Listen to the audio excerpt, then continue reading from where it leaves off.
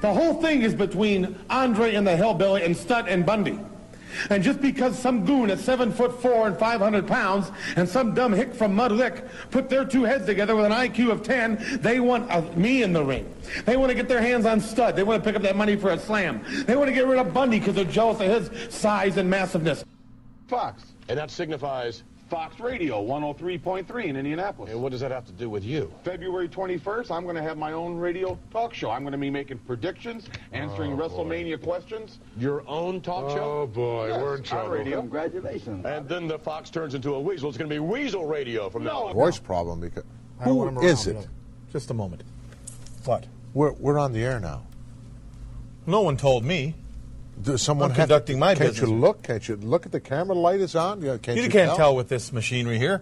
I mean, with you could this repossess crew? the whole thing and lose like $9. Tied up, done. No, we're going to sit and watch. Listen to you gripe all day. You want to go out? Can we go somewhere? Wait a minute. Hey, Gilligan, get this bucket of bolts going. Catalina. Excuse me, sir. I just want to ask you a question. Are you getting your tickets for next line week's? here. Get in line? Yes, I got to get inside there. I got to Fact. What's the problem? I got to see my nephew. His name is Ron Bartlett. You have a relation. Yes, I'm Uncle Morty Feldman. He needs me inside. I got to go now. I ran into your inside. wife earlier. Wait a minute now. I've got to go inside. What are you talking about? I have to. He's got the tickets for me for tonight for the Raw on discount. He's got the discount. He's a good bagel. He's a good boy. Wait a minute. Uncle Morty, you seem to be having a little problem here with your beard. Bobby Heenan. Okay, you know. I got to get inside. You go to I got Now, Mr. Bischoff, I've admired you since the day I came to work here. The reason I left the World Wrestling Federation was because of you. I wanted to work for a man like you with your initiative and your brains. I mean, you're the Donald Trump of wrestling. You make Steven Spielberg look like a guy running 8mm films in a garage someplace. I'll make a deal with you. If you apologize to me and start treating me For what? for all the abuse you've given me the last 3 years, and treat me with a little respect, I won't get on your case about having this Tony Schiavone on all the time.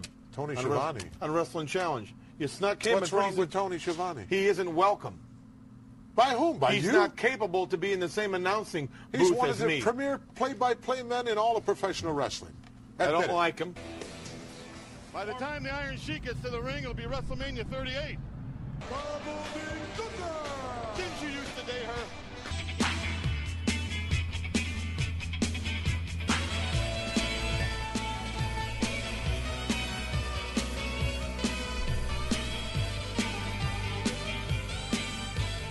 Alright, wrestling fans, this may not be prime time, but we are live, and welcome to Kayfabe Talk Radio. I am Eric the Red, joined along with, as always, J.R. Earls. and Mr. Bonesaw. Wow, guys, you know what an icon that I mean, everything that we just heard, you know, was classic, you know, in the way of Bobby the Brain Heenan. He, you know, his passing is just it wasn't unexpected, but at the same time, it kind of was, you know. He had a lot of illnesses, as everyone knows, and if anyone had seen pictures of what he looked like in the last couple of years, it was just very, very frightening and very sad because of knowing what he was before. But yeah, Bobby the Brain Heenan has passed away at the age of 72. And what are your guys' thoughts on Bobby? I mean, what are some of the memories you guys have? And I'll share mine, but I want to hear you guys go. Pat, I'll let you go first. I might spend a minute or two. Yeah, I mean, me too. There's so much. You can run. I mean, if you ran down the list of guys he's managed, I mean, he's managed literally everyone from Andre to Haku to the Blackjacks. I think he at one point he was managing the Arn Anderson and Tully Blanchard. Yes. I mean, hell, he even at different points in even later years he managed CM Punk and Colt Cabana. Mm-hmm. That's right. So, That's right. yeah. I remember seeing He that. sure did. Yeah, he was actually at one of the Ring of Honor shows. I remember. I think he did it. He did an angle with Jim Cornette live. You know, for me, I like. I guess the best way I could start this from my perspective is like I said this on my Facebook page where it's like. I understand there's gonna be a lot of people around my age that are like, oh, like Jim Ross and the King are the best announced team, and I'm not disputing that they were great, but to me, whenever I was in a bad mood, whenever something bad happens, you know, like whenever there was something tragic went on, I would just watch primetime wrestling. Did it a lot. I did it a lot this year. And I always had fucking joy, and I had joy because just hearing those two bicker. I could have even just lived without the wrestling. I could have just I could have lived without that. I could just give me an hour of these two together, and just think. Imagine if in a perfect world these guys were still alive doing a podcast together. Oh Jesus. You know, like I don't think there would be no reason to have any other podcasts. Thank you. Period. Because A, you have them. B, you'd have a line around a line around the globe for people waiting to get on to be on the show with them. You know? Yeah. So, and what people don't realize about what you're saying about them being on the show like that together, there was no script. There was absolutely no preempting. I mean, they got their points in, of course, but the shit they did between the two of them, that was all ad lib. Oh yeah. You know, there was absolutely no scripting between them. They just went out there and they went. You know, you had to think, kind of like, you know, the old school guys had to do. Not unlike the kids today, where they have a fucking guy whispering in their ear shit to say. No, fuck that. They went out there and did it on their own, you know? They had to think, they had to talk, and they knew, you know? And it's just crazy because, I'm sorry, I took over but I'm just saying yeah, go ahead. No, I totally agree. A lot of that's the reason why, like, anytime I hear, like, people mention wrestling, anytime anyone mentions it, it's like, everyone will always say, it was better back then. And the reason for that was because of guys like Monsoon and Heenan that had such tremendous personalities between the both of them, and there was no script, like you said. It was off script. It was cut loose, and it was it was in your face in a way. It was just so much fun to watch. It was organic, and Bobby Heenan was one of those guys I always felt like if there was anyone that belonged doing stand up, it was him. I always said that. Yeah. This was a guy that could was doing stand-up. Now, a few other things too. It's like I said, he was at a Ring of Honor show. I got to see him, and never met him, and I never got to go up to him and meet him, but I've always admired and appreciated his work, and even one of the things, it's like there was a video game. I think Acclaim made it a few years ago. It was, I think 13 years ago. It was called Showdown Legends of Wrestling. And you had like Bruno and Sting and Hogan. It was like the only Legends game going out there. And a lot of people give that game flack. But to me, I enjoyed it because although he was sick and you could hear it, he wasn't what he was, it was still fun to hear him, Bobby Heenan, Tony Schiavone, and Larry Zbyszko all do the commentating for the video game. And you could tell that Bobby Heenan was still not going. Well, he was a little scripted at times, but you could tell he was just quick and Yeah, his wit was unmasked. And did you ever notice that unlike in the last 20 years of wrestling, not once did him or Gorilla ever say anything. No foul language, no swear words, none of that. It was just them doing their thing. You didn't need to curse. You don't. No, you didn't. If you're creative enough, but it's great. No, I totally forgot about this. During the Macho Man Warrior retirement match, If you Okay, yeah. when Miss Elizabeth reunites with Yes. Macho Man, she goes, Bobby Heenan goes, he's turning into a big softy. And then he's making fun of all the women at ringside because they're all crying. And he's like, "Man, look at how ugly these women are." Yes. Yes. Yes. And then there was one crying hysterically. He goes, "Wow, that woman looks like she just ate a chili dog." His wit was unbelievable. I mean, do you guys remember? Do you remember the segment on Primetime Wrestling when Vince had a thing called Ask the Brain? Yes. Okay. My favorite one is the one it's the most popular, but it's the one where he goes, "So you guys, how long have you been married, sir?" He said 20 years. He goes, "Sir, do you realize that if you killed her on your wedding night, by now you'd be free?" Yeah, I remember that one. You know. And he always made fun of those fat chicks that would come to the ring, that would come to the shows. He goes, people in the audience, if you smell bacon, don't worry about it. The lights are just hot. You know. Yeah. Do you okay, you help me out. You gotta help me out with this. Who was the manager for the Bushwhackers? Was it Jameson? Yeah, Jameson. You mean in WWE? Yeah, it was Jameson. Yeah, WWF. Yeah, it was Jameson. Yeah. So I remember I think it was Perfect. Yeah, it was him and Perfect sitting at the table. It's when they stopped making it just him and Bobby. It was like, him and Gorilla. It was a couple of people there, and it was, a lot of times Piper was there. Yeah, I think Piper was there. Savage was there a couple of times. No, Gorilla was still around on this, but it was like Gorilla Vince, was still there, but he was starting to wind down.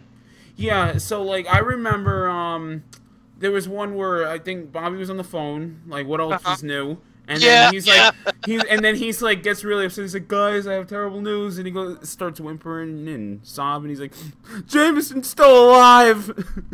Yeah. You know, he legitimately hated Tony Schiavone. Yeah. Well, you know what? You get that a lot. A lot of people didn't really care to work with him. A lot of it, because the thing with that is, like, I enjoyed his work as a young kid. I enjoyed Tony Schiavone, and that's another thing too. Is like, for me, my memories of Bobby will always go back to based on time as well, like early memories. We'll go to him, Zbyszko, and Schiavone. I always enjoyed that team. Always loved it. But obviously Gorilla and Bobby will always be the pinnacle of that. Now, right. The one thing I want not even Bobby and Okerlund were nearly as good. I don't know. I wasn't as crazy about that. I don't know. Yeah, that's what I'm saying. Like to me, Gene Okerlund was the interviewer. He was the announcer. Yeah. You gotta, if you're gonna put Bobby with anybody, it had to have been Gorilla. That's how McMahon, sure, Vince, sure, but I don't know. Good Mean Gene and Bobby the Brain, like skits and stuff. I'm they had not the one where they had the one where they were it was like Christmas and Bobby Heenan was dressed like Santa and Mean Gene was an elf. Yeah. Yeah. I thought that was pretty funny. Oh no, I mean I'm not saying it was bad. I'm just saying that it wasn't nearly as good as him and Gorilla. Yeah. That's what we're saying. I mean, Gorilla, and you know what always pissed me off, guys, is that LJN made a Gene Okerlund, and they made two Gene Okerlunds, and they made a Bobby Heenan and a variant Bobby Heenan. We never got a Gorilla Monsoon. Oh, that's right. You know. Hey, well, you know what? That's why I'm happy. That's why I was happy with the Jax line, because at least with the Jax Classics line, you got everybody.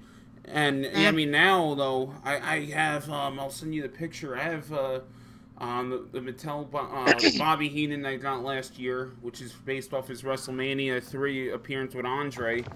And I got a classic Gorilla, and you see how gigantic Gorilla looks, but it's not that out of place because of because of how big Gorilla was to begin with.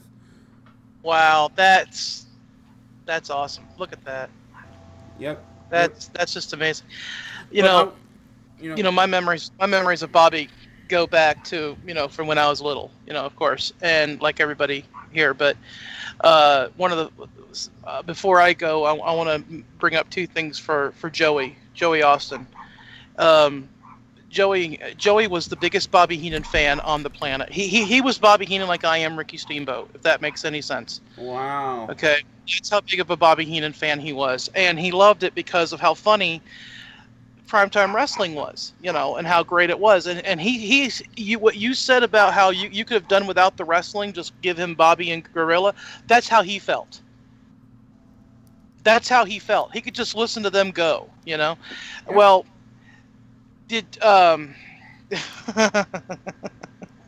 I'm trying not to cry because I really miss Bobby, but the thing is, remember how he would always go, how someone would be like, all right, Bobby, and here we are going to, we just saw the Bushwhackers defeat the Power and the Glory, and now here's Sean Mooney, and you'd hear Bobby go, who? You know, he always did that with Sean Mooney. And you know how he would call Bobby a mountain of misinformation, or however we would call him, the weasel breath or something like that. He always had something, you know, to say about the weasel. Remember the weasel costume? Yeah, that was his creation that he used in AWA. Yes, in AWA, exactly, in the AWA. That was his. He'd come up with that. Who was it? The Ultimate Warrior that put him in it. In WWF it was. Yeah. The one thing I think was a little bit of a problem with Bobby, what WWF had Bobby do is when he was really shitting on the Warrior in that Destruction of the Ultimate Warrior set.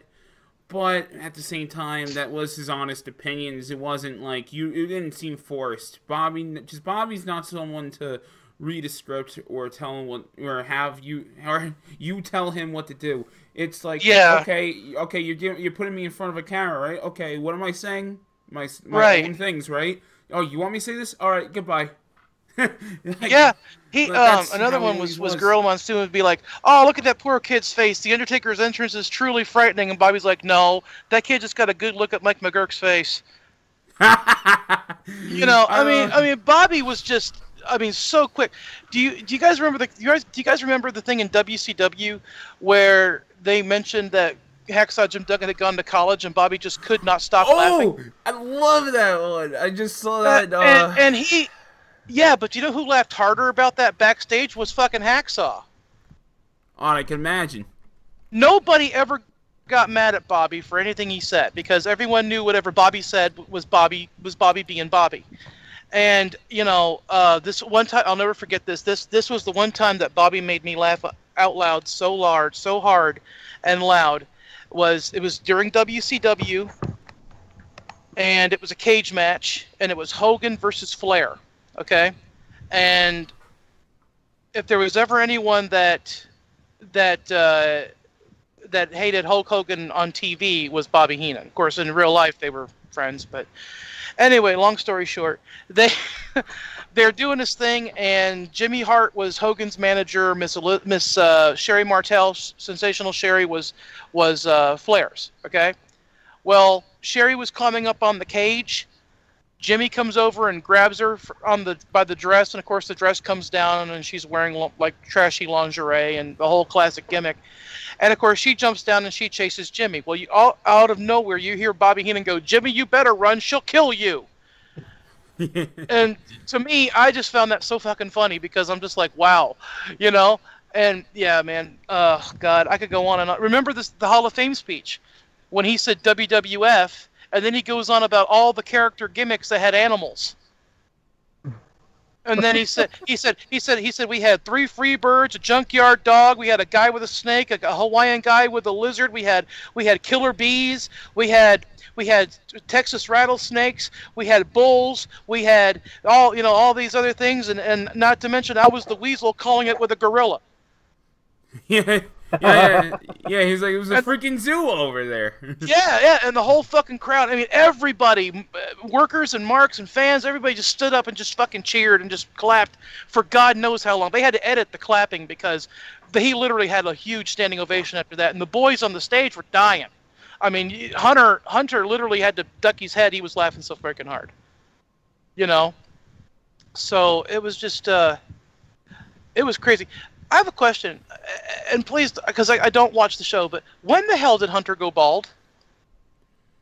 I mean, he's bald. He's like stone cold bald. Do you mean short hair or bald? No, I mean Hunter is bald. I want to say 2015, 2016.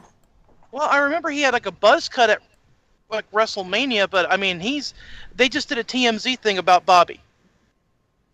Okay.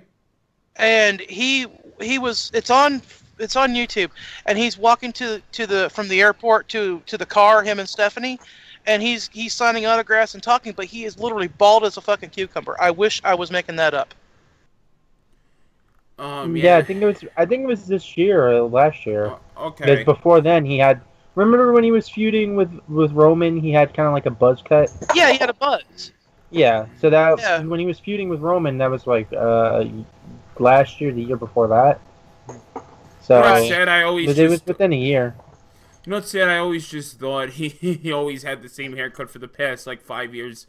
I never noticed. It's like the same name as Lesnar. It's like the same name as Lesnar. I didn't realize he had like a mini mohawk going. Yeah, he was just like, oh, it's the same shit. I don't know. I can't fucking tell. But no, one thing. There's one quote real quick with Bobby I wanted to bring up. I remember really well that not a lot of people talk about. It was Tatanka's WrestleMania 8 match, and Bobby's saying to Gorilla, did you talk to Tatanka today? Gorilla goes, yes. Did he say hello to you? Yes.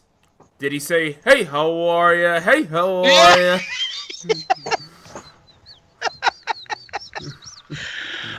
Oh God. Gorilla's just like, he didn't say that. Yeah, but he was. Oh my God, Gorilla was always like, "Will you stop or will you be serious?" You know, and then like Gorilla would be getting on Bobby and getting on Bobby and getting on Bobby, and finally Bobby would have enough. He'd go, "Put him up!" And you hear Gorilla go, "Huh!" You know. There was a good one that Rob Feinstein posted on his wall. It was a custom one that he whipped together. It says between Heenan and Monsoon, is like, "Hey Gorilla, yes. You remember how Donald Trump hosted WrestleMania 4 and 5? Yes. Well, now he's the president of the United States. Will you stop?" Yeah. Oh my God. They had a Monday Night Raw. They did a primetime with Ricky when he was the dragon, just the dragon blowing the fire. And for 2 weeks they were, for the week before, they were announcing their guests for the next show, and Bobby was like, Bobby never called him just the Dragon. He always called him Steamboat, which means he always broke the gimmick because Vince wanted him just to be called the Dragon. Okay, and he's like, yeah, Steamboat's gonna be here blowing fire. It means he had dinner over at Santana's house last week. You know, and then oh my God, you guys remember the classic shit between him and the Boss Man when he was making fun of the Boss Man's mom? Yeah. And then they had the old woman come out as she was the Boss Man's mom, and she smacked Bobby for it. And Bobby was also tremendous at taking a beating. And you talk about sell, and whenever he gigged, oh my God, have you guys ever seen any of his blood pictures? Yeah. Oh shit. Yeah. People want to make fun of Flair. I mean. Oh right. Oh my God. You know, to me, I always thought, and this is just my opinion, but I always thought that Bobby Heenan was a better fit for Ric Flair as a manager. You know what would have been tremendous? I know there's love for J.J. Dillon, but it would have been tremendous if Bobby Heenan was the one that would manage the full horse. Yes, I agree. But you know, here's the thing: Bobby never would have worked for the NWA. He wouldn't have fit. He was he was a WWF guy. I mean, he started un- off until the he mid started 90s. up in Minnesota, and then he went to WWF. You know, he was always a northern guy. Southern wrestling, WCW was money. WCW was him trying to retire and to put together a nest egg, because you know he got paid a lot of money to be in WCW. Oh, absolutely, and then you know, one thing everybody gotta realize is, like, we go back to these Monday Night Wars, Raw and Nitro.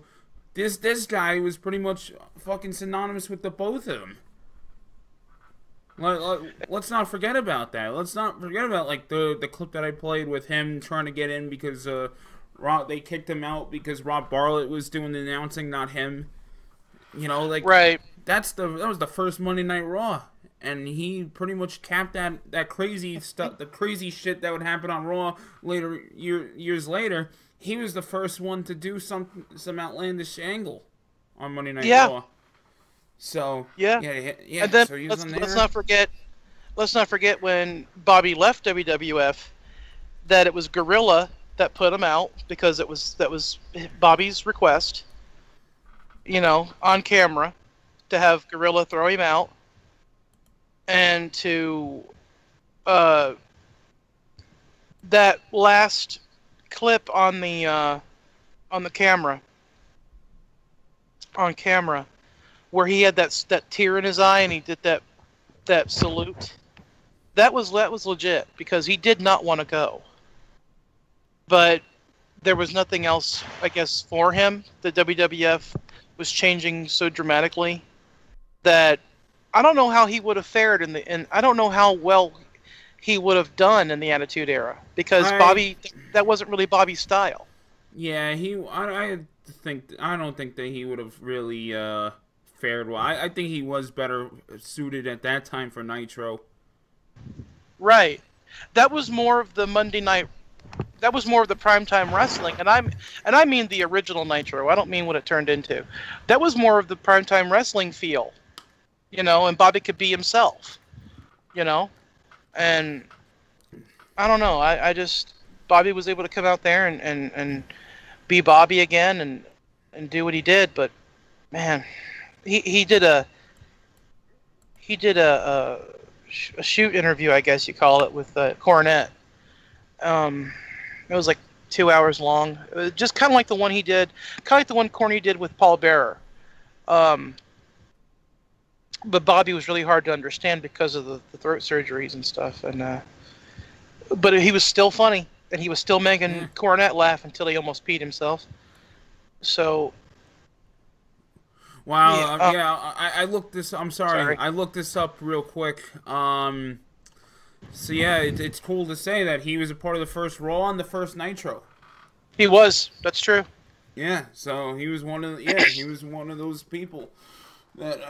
You know, but one thing I wanted to really bring up with you guys before we move on off of Bobby Heenan, one thing I heard a few podcasts give this little, well, some did, but one podcast I listened to it's the show called the Don Tony Kevin Castle Show. They kept bringing up the fact that WWE have the past couple years had made no mention and showed no pictures at all of Bobby Heenan in his current state.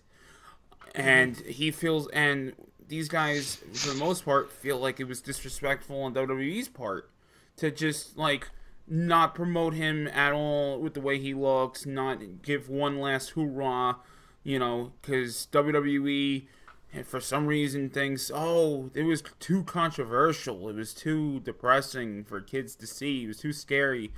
But the show's point was, yeah, you're gonna say that, but you're gonna have pictures of Sasha Banks dressed up as a zombie, and you're gonna have all these pictures of, like, kids having cancer and everything, but you can't show someone that was loyal to your company? Maybe he didn't want to. Yeah, oh, well, yeah, that's what I'm thinking. Maybe he didn't want to, but at the same time, the guy was still doing conventions. He was still doing, you know, I mean, they could have at least. I think they could have at least like mentioned him more. Like they didn't even bring this guy's name up. Oh, I mean, look how they treat until Kamala. now. Yeah, well, you know, I think it's half of one and six. I think it's like 6 of one, half dozen of the other. Maybe Bobby didn't want that being put on television because maybe he wanted the fans to remember him as who he was. And at the other time, on the other hand, look what WWE does to all of their legends. I mean, unless they're relevant to the storyline or they're relevant to the company at that time, they're not going to mention you. I mean, Pat's right. Look what they did to Kamala. They did that to Kamala. They do it to. They've done that. Look, when was the last time they mentioned Perry Saturn, or anybody that's fallen on hard times? If they don't want their major multi-million-dollar. It's like how the NFL does that. Any major corporation that has people that have fallen on hard times or have gotten sick or are dying, they don't want to show pictures of that. They want to have a happy-go-lucky, everything's rainbow and sunshine. And the only people that are sick are kids, but they get better because John Cena and his magic you can't see me powers. Yeah, you mean the guy that, I hate to say it like this, but always sees kids dying? He's right. Yeah, you're right. I have a lot of respect for him for doing that, but at the same time, the company has a particular. They have their particular quota of all these kids that they have to show off in a given year. But God forbid that they actually go and say, "Look, maybe we want to, I don't know, do something for the people that busted their asses and made us millions of dollars for putting their bodies on the line or either getting sick and dying." I mean, they don't even want to show guys like unless they make like a full recovery. Like I think the only real times that they ever show guys are like really hard off, or they go and they do the freaking DDP yoga. And then suddenly, oh no, they're good. They're all better now. They don't have the drug addiction anymore. That's the only time they want to show them. Yeah, that's true. Yeah, I mean, the last time we saw anything to do with Bobby Heenan was the Hall of Fame, and before that was the gimmick battle royal at WrestleMania. You know. Yep. So but. Let's go ahead and get off of this, just last thoughts, from me, and then we'll go to you, and then go to Pat. And rest in peace, Bobby. You were one in a million. Yes, and also, all of us here on KTR would like to, send our condolences and thoughts and prayers to the Heenan family. Yeah. As this is really like this, it's a tough loss for us as fans, but it's an even tougher loss for the people that for his wife, for his his kids. And here's one other thing: same wife for almost 60 years. Yeah, I mean, for a guy that had a big mouth, he sure did something right. Oh, he was a tremendous person behind the scenes. I've heard behind-the-scenes stories of Bobby that would break your heart. He was the sweetest man, a legitimate sweetest man you ever want to meet. But do you know this? Wait, I'm sorry. I know we said we're gonna get off this, but I got one more thing. Please, if it's okay. Go ahead. It's not. Shut up. He did not like people that were marks for their own gimmicks. Case in point, the missing link. Yeah, the missing. Did you ever hear this story? Bobby told it. Did you ever hear this story? No. Go ahead. Okay, the missing link. This is no shit. The missing link. You know his gimmick where he was just this Neanderthal type character, wouldn't talk, made and noises and that kind of bullshit, stomped around and whatnot. Well, because Bobby Heenan was his manager on TV and in front of the fans, Missing Link thought that meant that Bobby Heenan was his legitimate manager. and that he was going to make his hotel reservations, he was going to take care of his travel, he was going to do all this other bullshit. And Bobby's like, hey, look, pal, on TV and in front of the fans, yes, I'm your manager. But when you're out there in front of, when you're out there on the street, that's all you, pal. But the missing link legitimately thought that Bobby Heenan was going to, like, wipe his nose. Yeah. Yeah. And I'm just like, and Bobby was like, hey, just don't be a mark for your own gimmick, pal. And it was hilarious because it's like, Bobby told him straight up, like, hey, I'm not wiping your ass. He didn't say it like that, but that's basically what he said. And he also legitimately never liked the Boogie Woogie Man. That I've never heard of. Earls, quick question. Are you still doing the Wolfman gimmick? No, God, no. Oh, fuck, no. I like doing that. That was a lot of fun. In all the years of all the stuff I did in the business, that was the most fun I ever had. Man, imagine the Of barn course burner you would, between... you mark. Oh, God damn right, yeah. Imagine the barn burner between the Wolfman and the missing link. Oh, boy, I tell you, man, that'd have been like the blind leading the blind.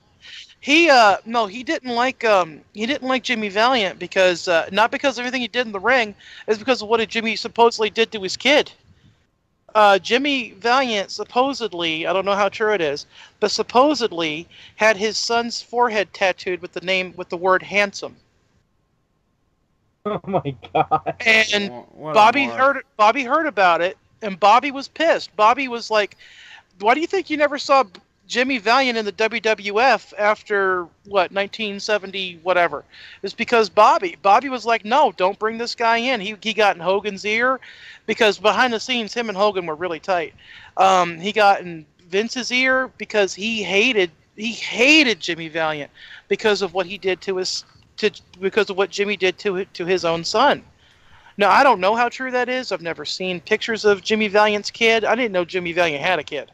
So, but Bobby did a shoot interview. It's on YouTube where he talks about it. And he said, that's child abuse. And it is. To tattoo a child's head, that's not child abuse. That's extreme child abuse. But Bobby had a big heart. He loved people. He loved the business. He did an interview where recently, I'd say in the last maybe 10 years, when he could still, when he could still talk, because towards the end Bobby couldn't talk at all, which is terrible. But he said wrestling was dead, and he had a point, but at the same time, I understood what he meant by that. Yep. It's the same thing. It's the same thing we all talk about on the show. How it's just not the same. But anyway, rest in peace, Bobby. Pat, go ahead. Oh, I was just gonna call you a mark again. It's okay. And no, you're damn right. Hell yeah, I am, and I love it. I love that. But did you guys ever have the Bobby Heenan LJN? I did, yes. Which one did you have? I never had the fancy one with the things going down his arms. I think my dad had that one. Okay. Yeah. That was the big variant that they only made so many of. A friend of mine had one, and he was a prick and used to show it off. I didn't have an LJN, but I had a YSM. What? A YSM. What's that? You stupid mark. Oh, fuck! Really? Oh! Okay. All right. Pat Riley. You're supposed to say, you quiet you. Will you stop? Pat Riley, the Bobby Heenan of KTR. Oh, that's an amazing comment. Thank you so much. You are very welcome, you mountain of misinformation, you. Oh, okay, so global. So I guess I'm Mean Gene. I'm Mean Gene. Earl's is well, I don't know. Would I be Gorilla since I'm the tallest one? Yeah, you could be Magilla Gorilla. That's fine. Yeah, you look like a gorilla. Well, since you... Go fuck. Both of you go fuck yourselves. Alright, well, you know what? Sorry. Oh, man. Oh, God. I have bananas upstairs. Okay. Shit, well, Paul. since you It's did, it's a phallic thing. Yeah, it is. It really is. well, since you did the Sir Alfred gimmick, I guess it's only fitting you're Lord Alfred Hayes. Oh no!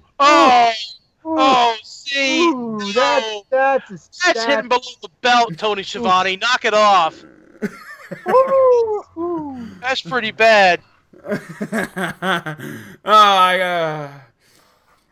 Don't throw rocks at a man that has a machine gun. That's like a step down from like Lance Russell. I liked Lance Russell. He had a good voice, but that was another good team was Lance Russell and Gordon Soley. Yeah, They had a good team going. I thought. Yeah, even though with all due respect to Gordon, he was not one of the most interesting, exciting people. God, right? I like the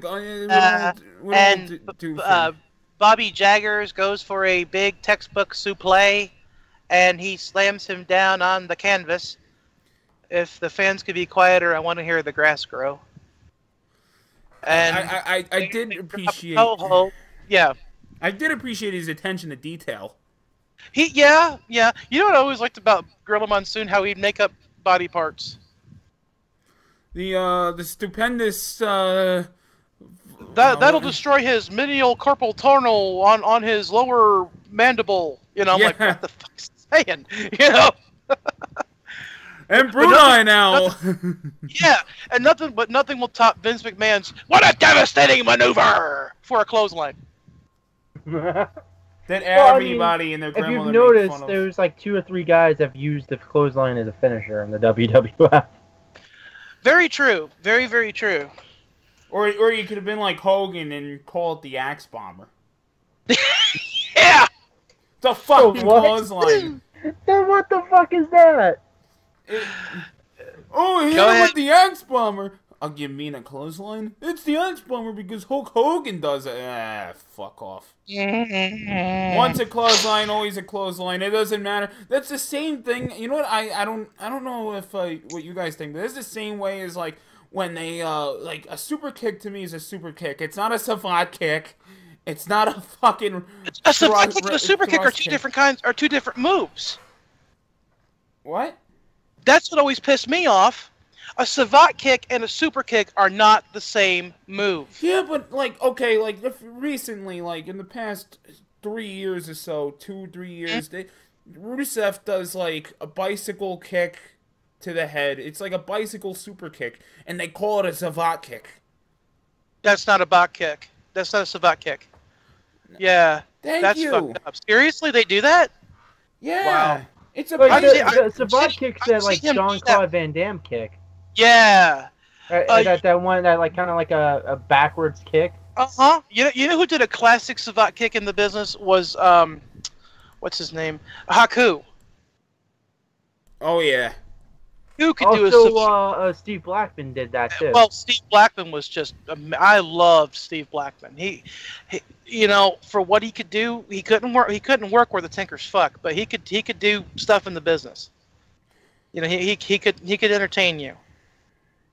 Well, I mean, Steve Blackman didn't have one of the greatest personalities. He was Mr. Vanilla that they made fun of, but yeah, I was always a fan of his, and when I got into karate, and then once I was allowed to spar against other people, I was doing a lot of kicks like he was, and I was actually doing savate kicks,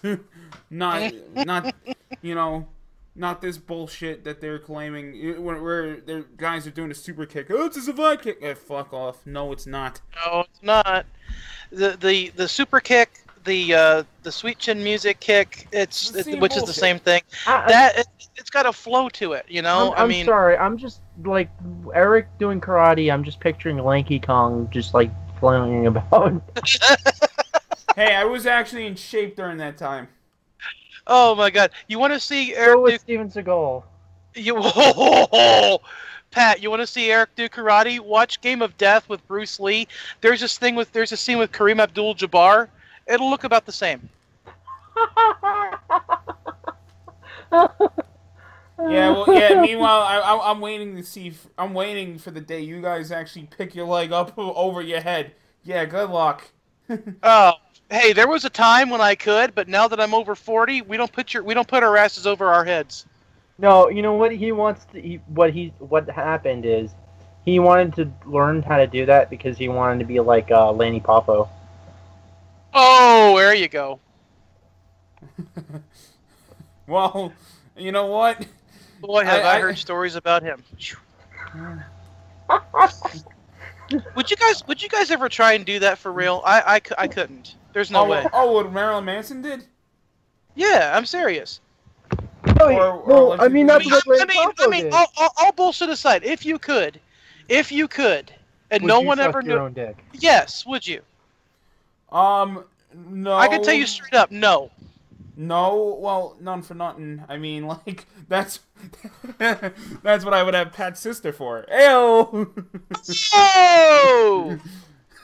Damn! Oh, it's nice to hear that you're on the show, Pete. Damn right!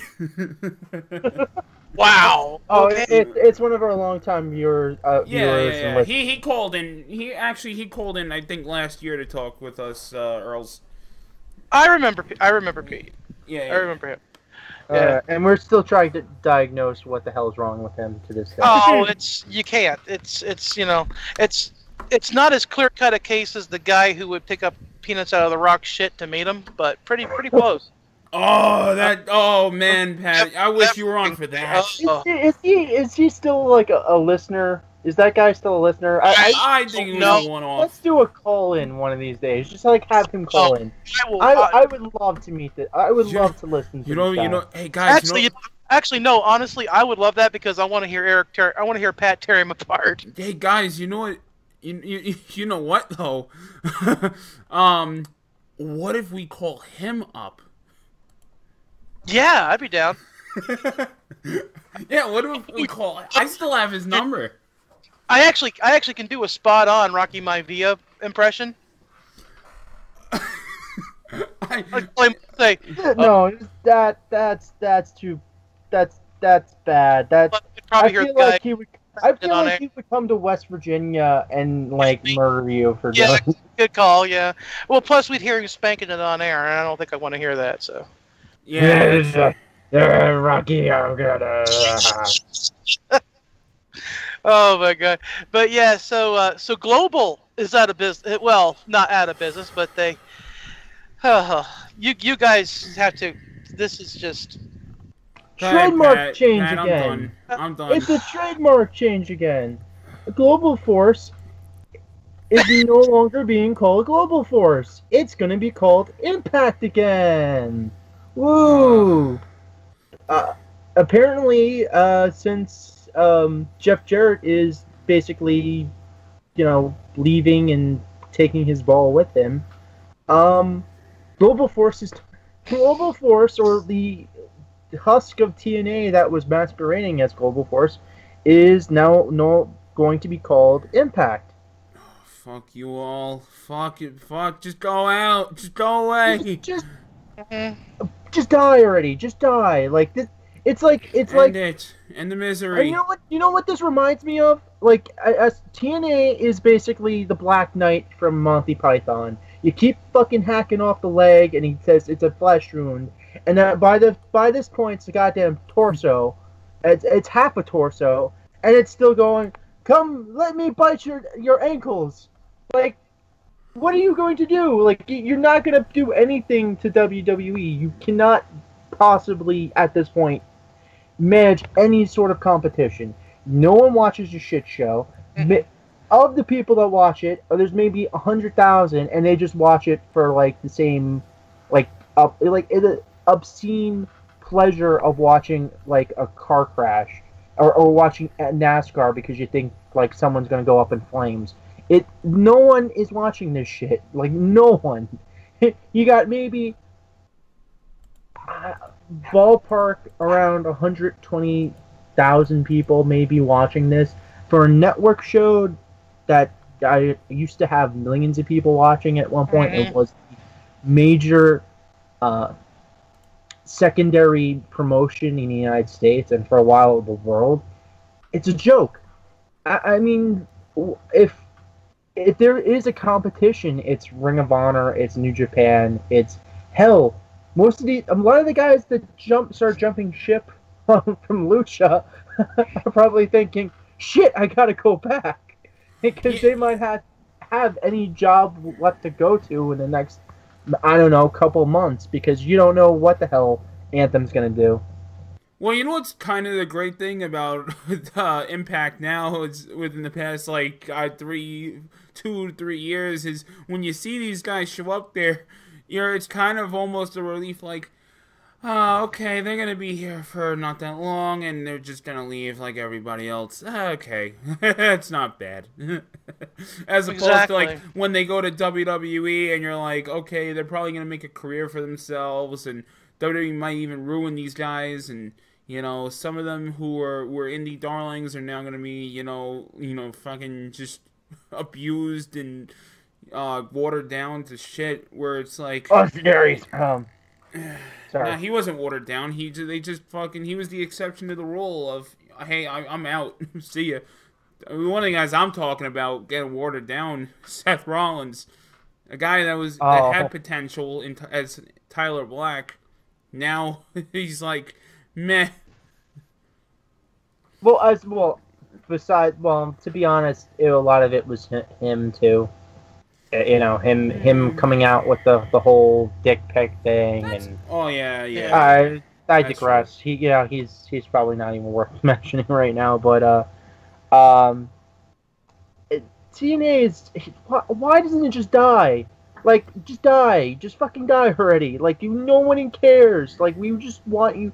It's like a mercy killing. Like, at this point, somehow we thought, like, it was suffocated to death. And Global Force, like, managed to, like, devour the corpse and their, like, decaying remains. And somehow it pulled an alien and popped the fuck out of Global Force's corpse. And is, like, still slithering around somewhere, like, fucking, like, Xenomorph. It's like, how does it keep managing to survive? I don't understand. And then the brand awareness is not there. If you go up to any random person, they will, I'm telling you, more people are likely to know what the hell New Japan is, just for the amount of, like, merchandise and shit that is out there, than they would ever with TNA or Impact, if they want to call it that. Where's even the merchant? I don't even know half the wrestlers that are still on there. I know maybe 3 or 4 guys, and the rest are all guys that were Lucha Underground. Hey, I got an idea, guys. You know how last week we did the WWE Keeper Fire thing? Yeah. Can we do, like, the reverse thing with the Global Force roster and see, like, 1, if we know who these people are, and 2, who WWE should sign? Sure, I got 3 minutes we can kill. Sure. Let's look up the Impact roster. I'm gonna, whatever it's called, GFW, Impact Wrestling, ABC. Okay, let's see. Okay. The first person is the current Impact champions. You have Eli Drake. I would have them take him. Yes. Yeah. Ethan Carter III. Yes. Okay. LAX. Yeah, well, the new guys, I've seen them here on the indies. They're okay. They're, they got work. I mean, they're good in the ring, but, like, as characters, like, personas, there's a little to be desired there. Next. Sienna. She just kind of looks like a bootleg Natalia. Yeah, she's cute. She's a cute girl, but, I mean, she's not the greatest in the ring. Okay, Sanjay Dutt. I've always been a fan of his. I think he'd do well on the cruiserweights division. Dude, that's a death sentence. They need to really, if you're talking about a division that's revitalized, yes, like a division that has an agenda. that's what I'd like to see happen. Is like them breathe new life into it, get serious about it. But yeah. Okay, okay.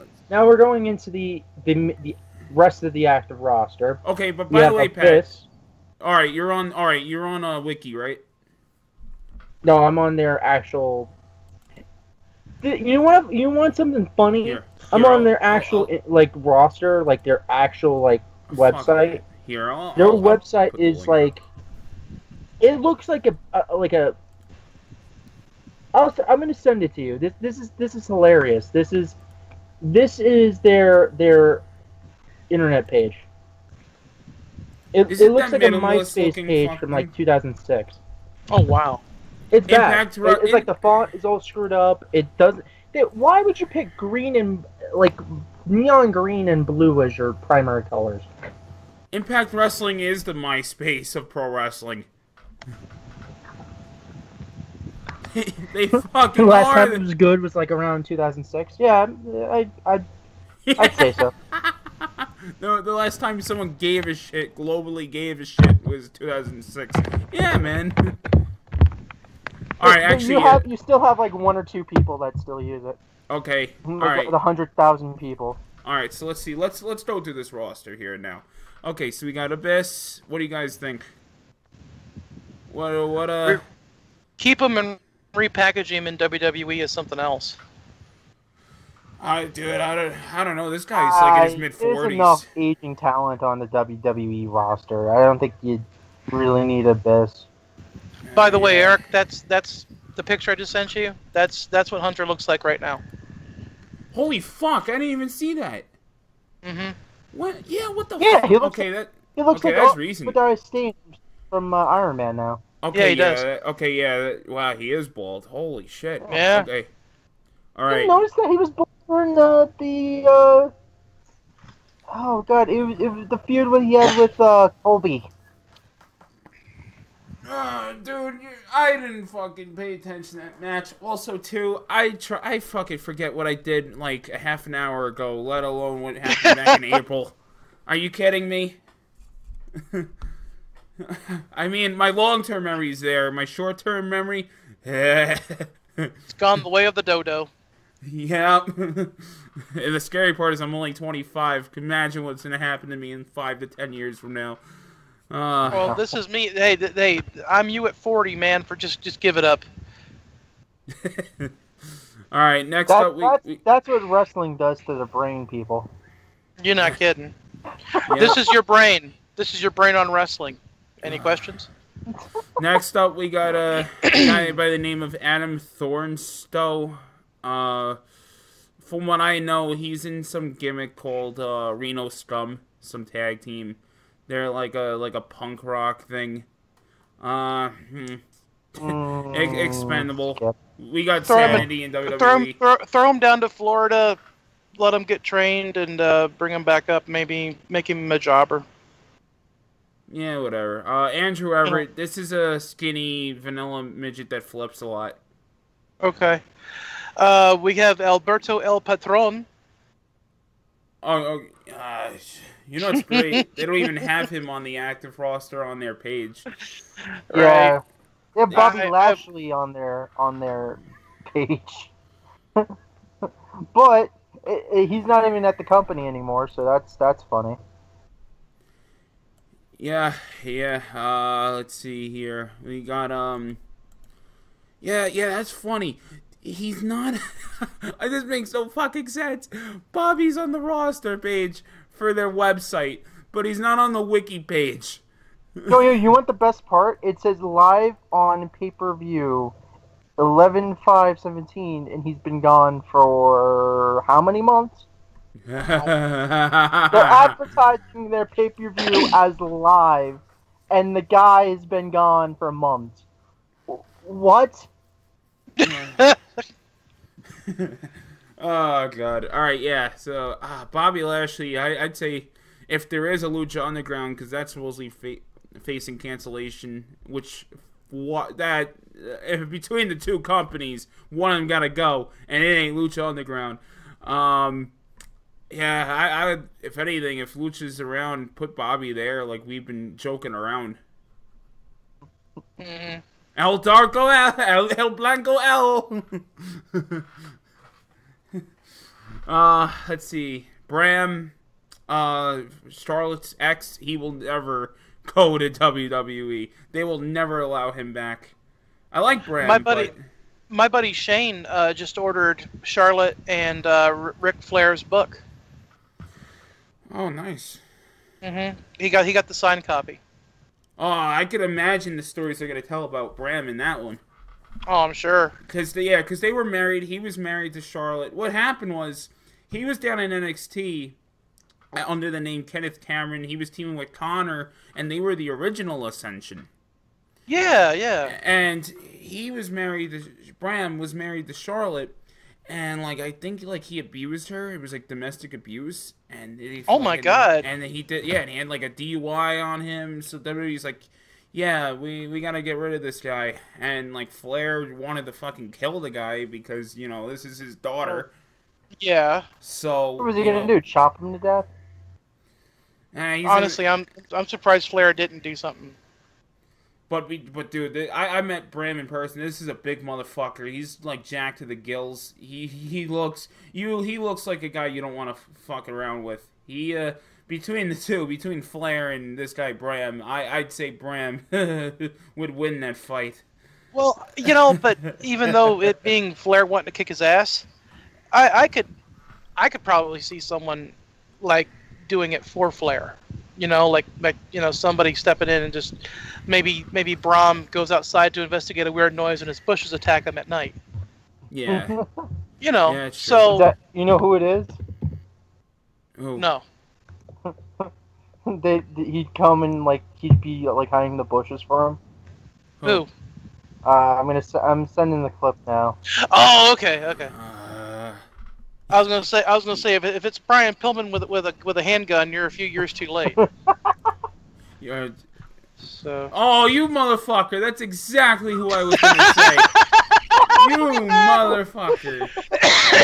All right, I'll play it. Oh, I hate the fact you and I think the same now. That's just crazy. All right, well, we got an advertisement coming on. We'll once the ad is gone, we'll play it. I'll play the clip, but you should put the ad on and just like ransom it. Be like, yeah, whatever this ad is, we want the money. Okay. You played it. Here comes the money. Dollar. Okay, now the guy that me and Pat think that would attack Bram behind the bushes that we're talking about here would be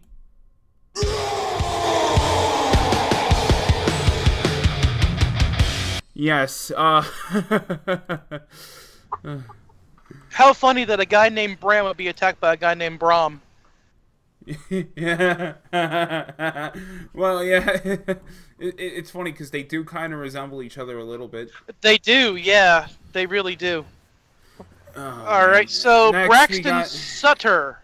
This guy was on the Indies, known as Pepper Parks. Oh wow. Yeah. I can give it to Impact for giving him a better name. Yeah. To me, the one thing, he's a decent. Really? I met the guy. He's cool. He's he's a nice guy to talk to. But I mean, and as a wrestler, he needs to be. He needs a gimmick. I'm not gonna lie, he does. He's really not. He's pretty much Fandango without the gimmick because he looks a lot like Fandango. I always felt like. So, I don't know. Okay, I have a question. Is Pac-Man Jones still on the TNA roster? Knowing them, King Mo is probably still on the TNA roster. Let's see.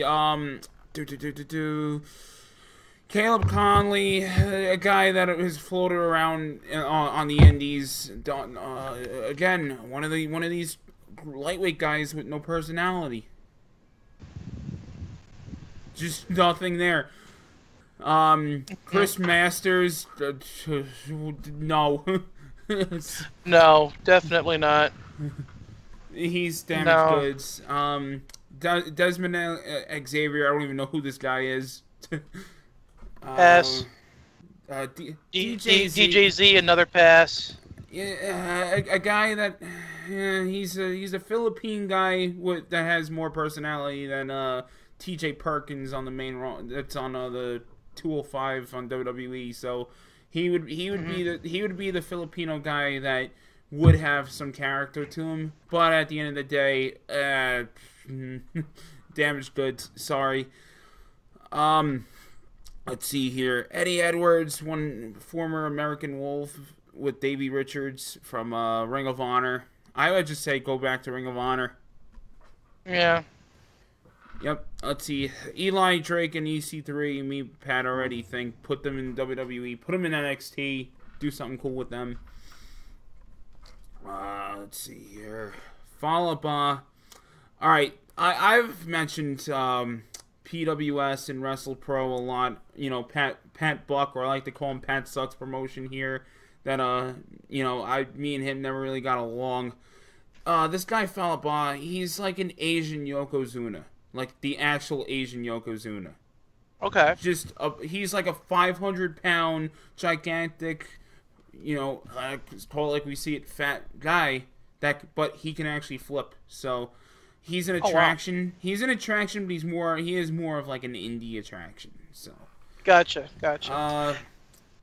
Hector Garza Jr., Hector Garza's son, maybe put him down in Florida, see what he could do. But yeah, I was gonna say, because I mean, if he's a second generation guy, then he can definitely go a little. But if you build him up a little bit more, definitely. Yep. Let's see here.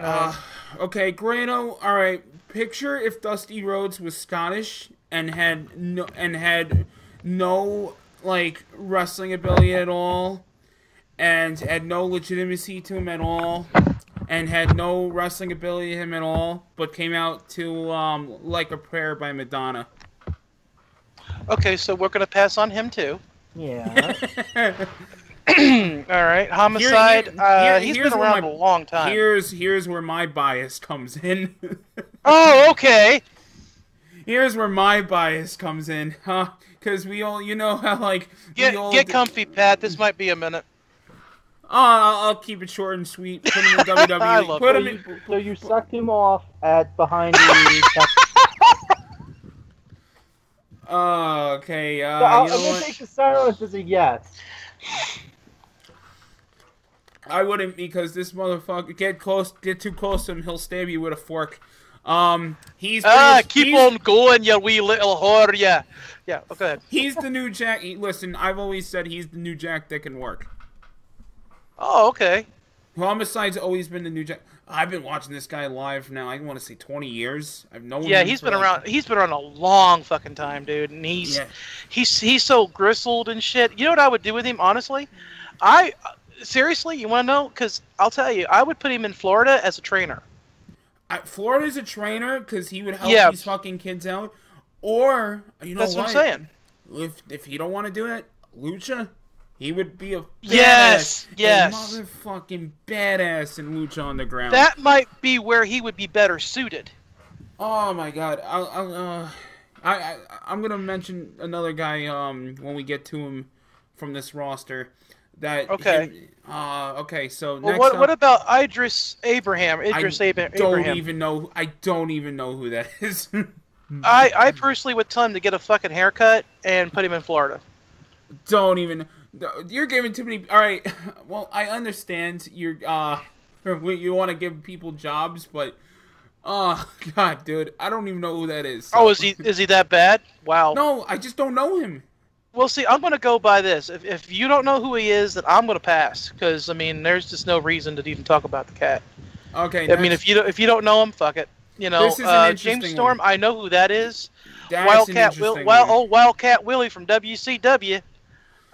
What do you guys think? He was in NXT for a cup of coffee, and a lot of people were saying put him with Bobby Roode. I personally, that's what I would do. Because to me, Bobby Roode's more. Well, let me Roode ask to you me this: is more of would an- it hinder Bobby Roode? It would help him because to me, Storm is the Bobby better Roode worker. is to me. Oh, all right. To me, Bobby Roode is the cleanup guy in the tag team. He's a tag team guy. That's right. how I see Bobby Roode. Okay. You know, I know you're a big fan of this guy, Earls, and I'm sure you are too, Pat. What do we do here with Johnny Mundo, Johnny Impact? Keep him down in Mexico. Keep him down in Lucha. He's gone as far. He went as far as he possibly could with the WWE. They were never going to let him get any bigger than what he was. So it is a shame. I personally would love to see him. I think he's done enough in Lucha. I honestly would love to see him go to Japan. Well, he was there too. He was there already too, wasn't he? No. He's there. Oh well, in that case, yeah. Because he's he's such a talent. I mean, I got nothing bad to say about that. Couldn't you see him either? I could see him, especially considering he did the whole Lucha thing. I could see him joining Los Ingobernables. Oh yeah. But you know what? What would they call him though? Because he loves changing his name. What would they call him? Johnny Polisu? Johnny Sushi? No. Johnny Ichiban. No. Johnny Ingobernables. Yeah, that's well, dude. That's Spanish though. I'm giving him a Japanese name. Oh, no, but I mean, that's easy. His Johnny whole gimmick is that he came from Lucha and you know like Mexico and everything. Call him Johnny Suzuki. No, he would not. He would get. I'm Johnny sorry. Johnny Egg Roll or something. You know, Johnny Sushi. Oh, you're saying it because you're racist. Okay. Yeah, you know what? It's we don't have racism is a work. Oh God. You know why I say that, Pat? Because we coming for you, nigga. So. Hey, the only races I don't like. Fuck you guys. We're gonna get the NCAA up our asses now. Ooh, really? Up our asses? That sounds like fun. Oh, and now Glad's gonna be up our asses too. Oh, daddy. Just like last weekend. Pat, this is alright. You're clear. Mr. Bolso is clearly a gimmick, man, because this is the one that wants everyone to send him hate mail. I'm telling you. all Earls is doing is making sure we get it. Exactly. Yeah, I'm just saying. No, but I don't want our asses being taken off YouTube because oh, trust me, like we are not the worst thing on YouTube. I've seen pretty bad shit. So what the fuck were you looking at? Stop looking for porn on YouTube. Damn. You know you can actually find it. Oh, you really can. Yeah, you can. They hide it. They're actually playing on YouTube now, which I couldn't believe. They're actually playing the old Skinamax softcore shit on YouTube. That's nothing new. That's been going on since like 2008. I didn't know that existed on YouTube. I was like, holy shit! I love that we're all telling each other not to look at porn on YouTube, but we all know it exists. Yeah. Plus, I love how we went from talking about Johnny Mundo to this.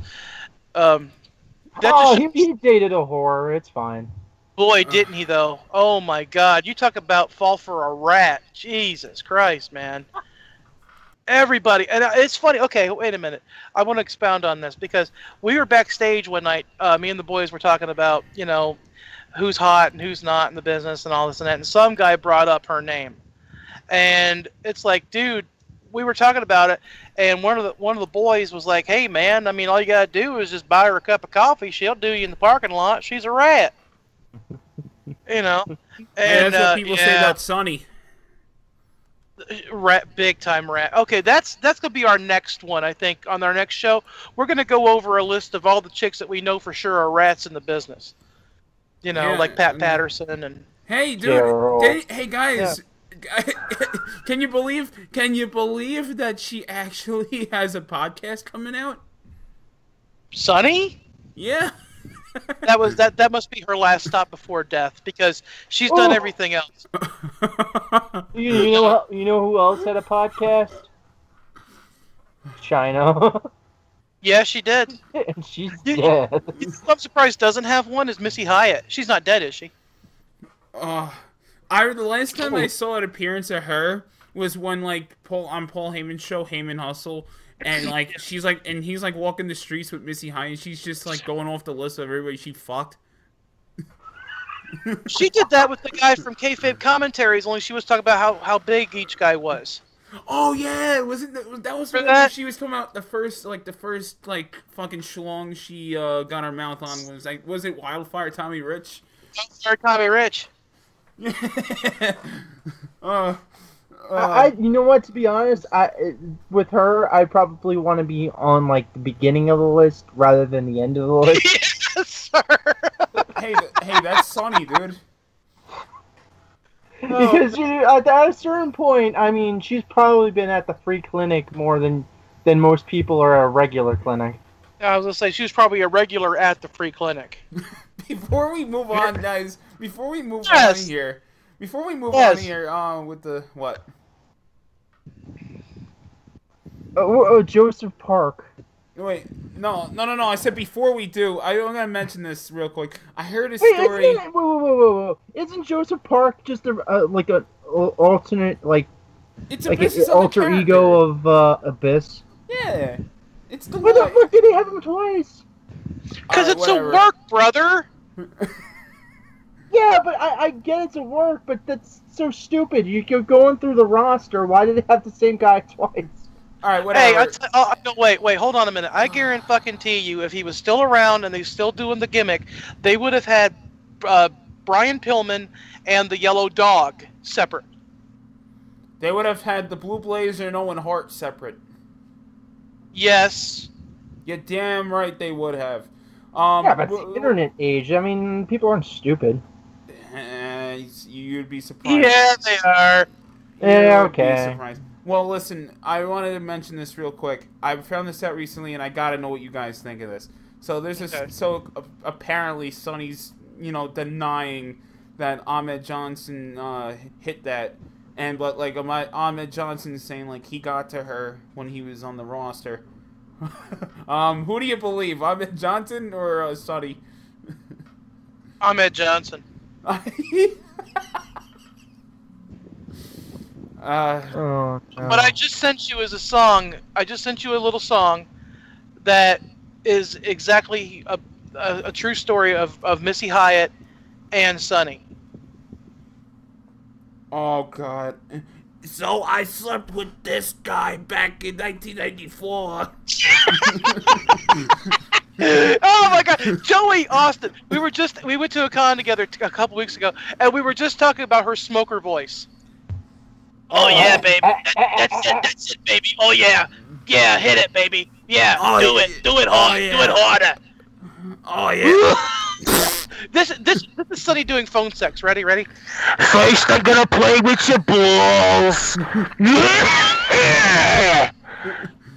And you know it's great. That's probably gonna be the audio quality of her podcast too. How you doing? Welcome to Sonny's podcast. We're gonna talk about all the guys I did in the business, except for Ahmed Johnson, because that's bullshit. But I want to tell you right now, my first guest is Missy Hyatt, and I did her too on Wrestling Vixens. Yeah. Oh God, that was fantastic.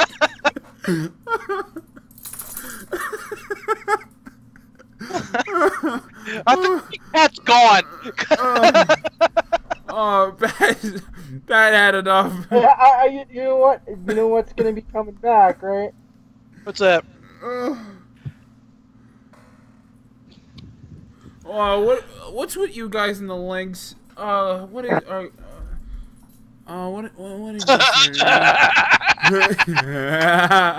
All right, why not? Why? Yes. Okay, hang on. Why not? Love you, Pat. Oh, yeah, you like that? Yeah? Oh, yeah. I'm gonna come again. Oh, my God. Yeah.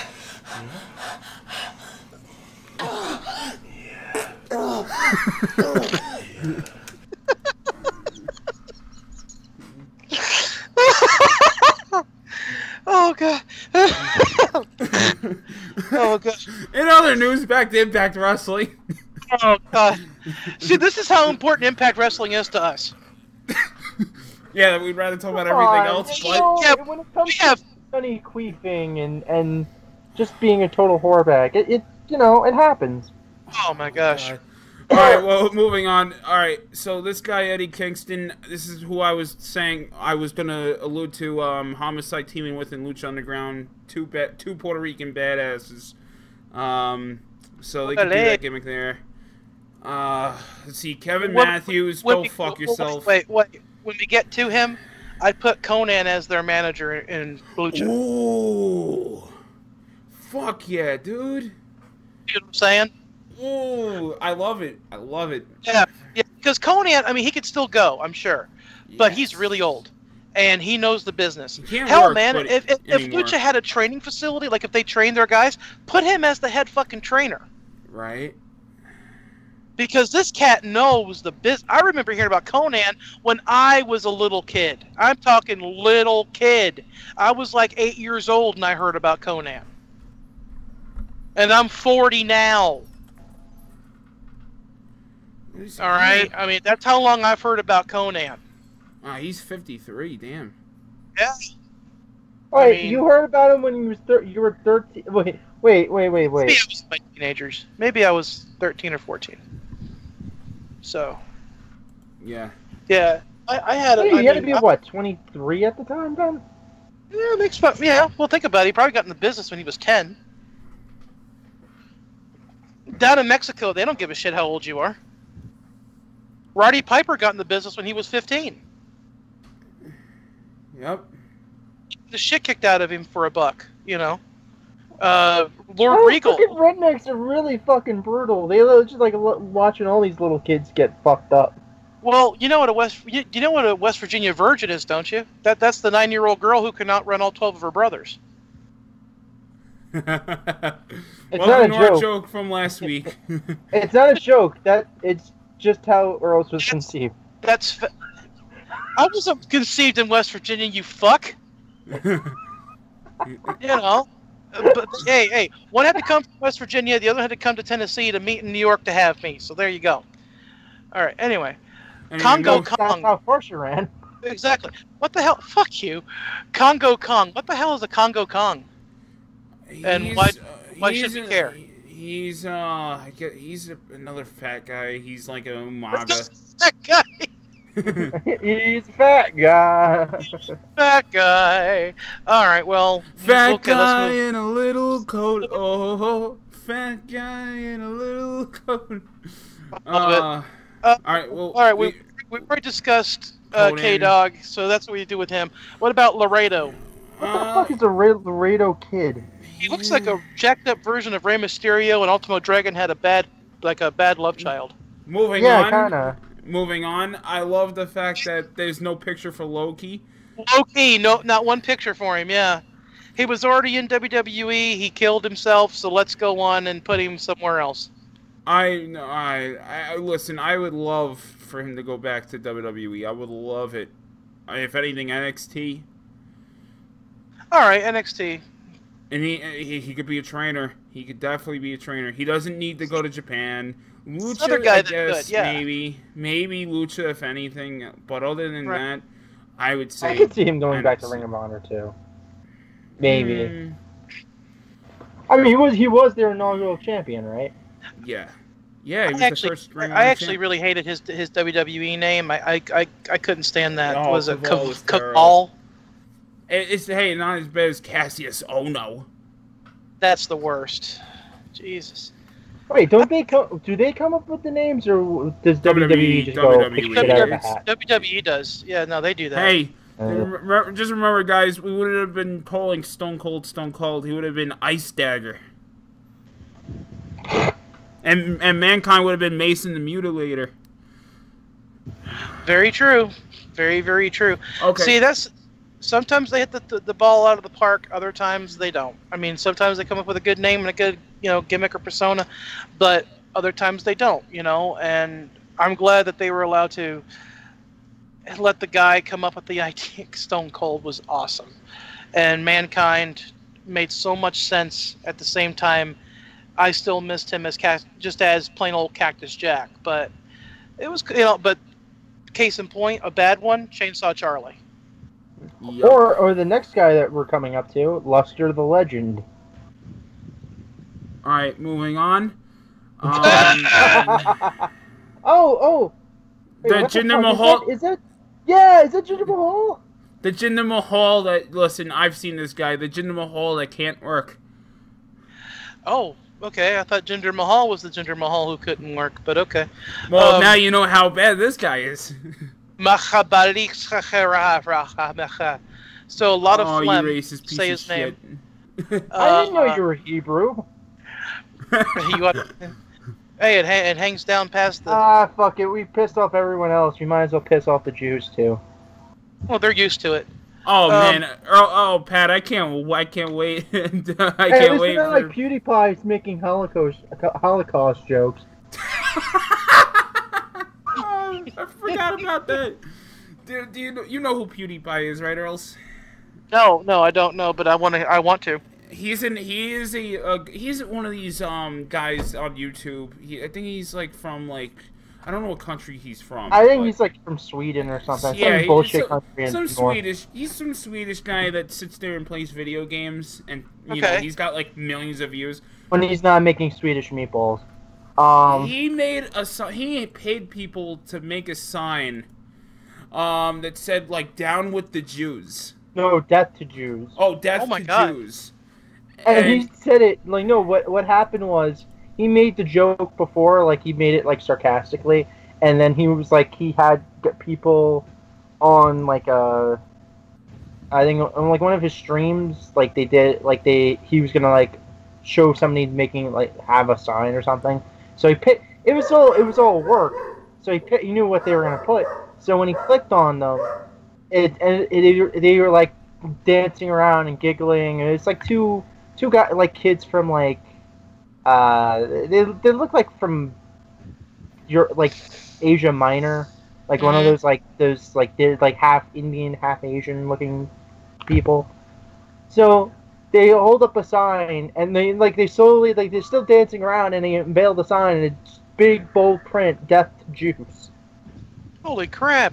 And he's like laughing, trying to make it like, "Oh, I didn't know," and then that's when everyone went apeshit. And this guy had all these different he had tons and tons of revenue from like all these different companies that are promoting him. He lost sponsorship with Disney, Pepsi, Nike, all these different things that used to sponsor this moron. And because he's like, I think he is close to like almost 100 million subscribers or something, because all the kids watch his bullshit. Even though he is basically the worst possible like form of entertainment on YouTube, because all he does is like he'll do a let's play, but he doesn't say anything insightful or actually give good commentary. It's just him shrieking like a fucking 5-year-old the entire time. And now he's just making racist jokes just because, hey, look at me, I am the guy from Sweden. I am going to make anti-Semitic jokes. Google Schmooger, do you want the meatballs? Wow. Yeah. I mean, does he sound like the Swedish chef? Yeah, he kind of does. He kind of does. Oh, well, for a guy that walks around sounding like that, he shouldn't be making jokes about anybody. Yeah, right. I mean, all right. I'm just saying. But a guy like that, hey. He's lucky Paul Heyman hasn't sunk his favorite meathead on him. Oh, you mean his pet gorilla? Yes. Oh, you're our pet gorilla. That's true. Yeah. Oh, yeah. All right, next up. Hey, we keep you happy. We slide a couple of bananas under the door. You're good. But they're actually just homicide. You know, and of course we let you know when the Yankees win, so you're happy. And... All right, next up we got a Mario Boccara. This guy's been on the Indies. He's been working at Jersey All Pro for a while, as well as PWS, Russell Pro, whatever. Decent worker. He does. To me, he's like a better Rusev, even though he's white. But he does his Croatian gimmick really well. What the fuck is Rusev? Isn't he white?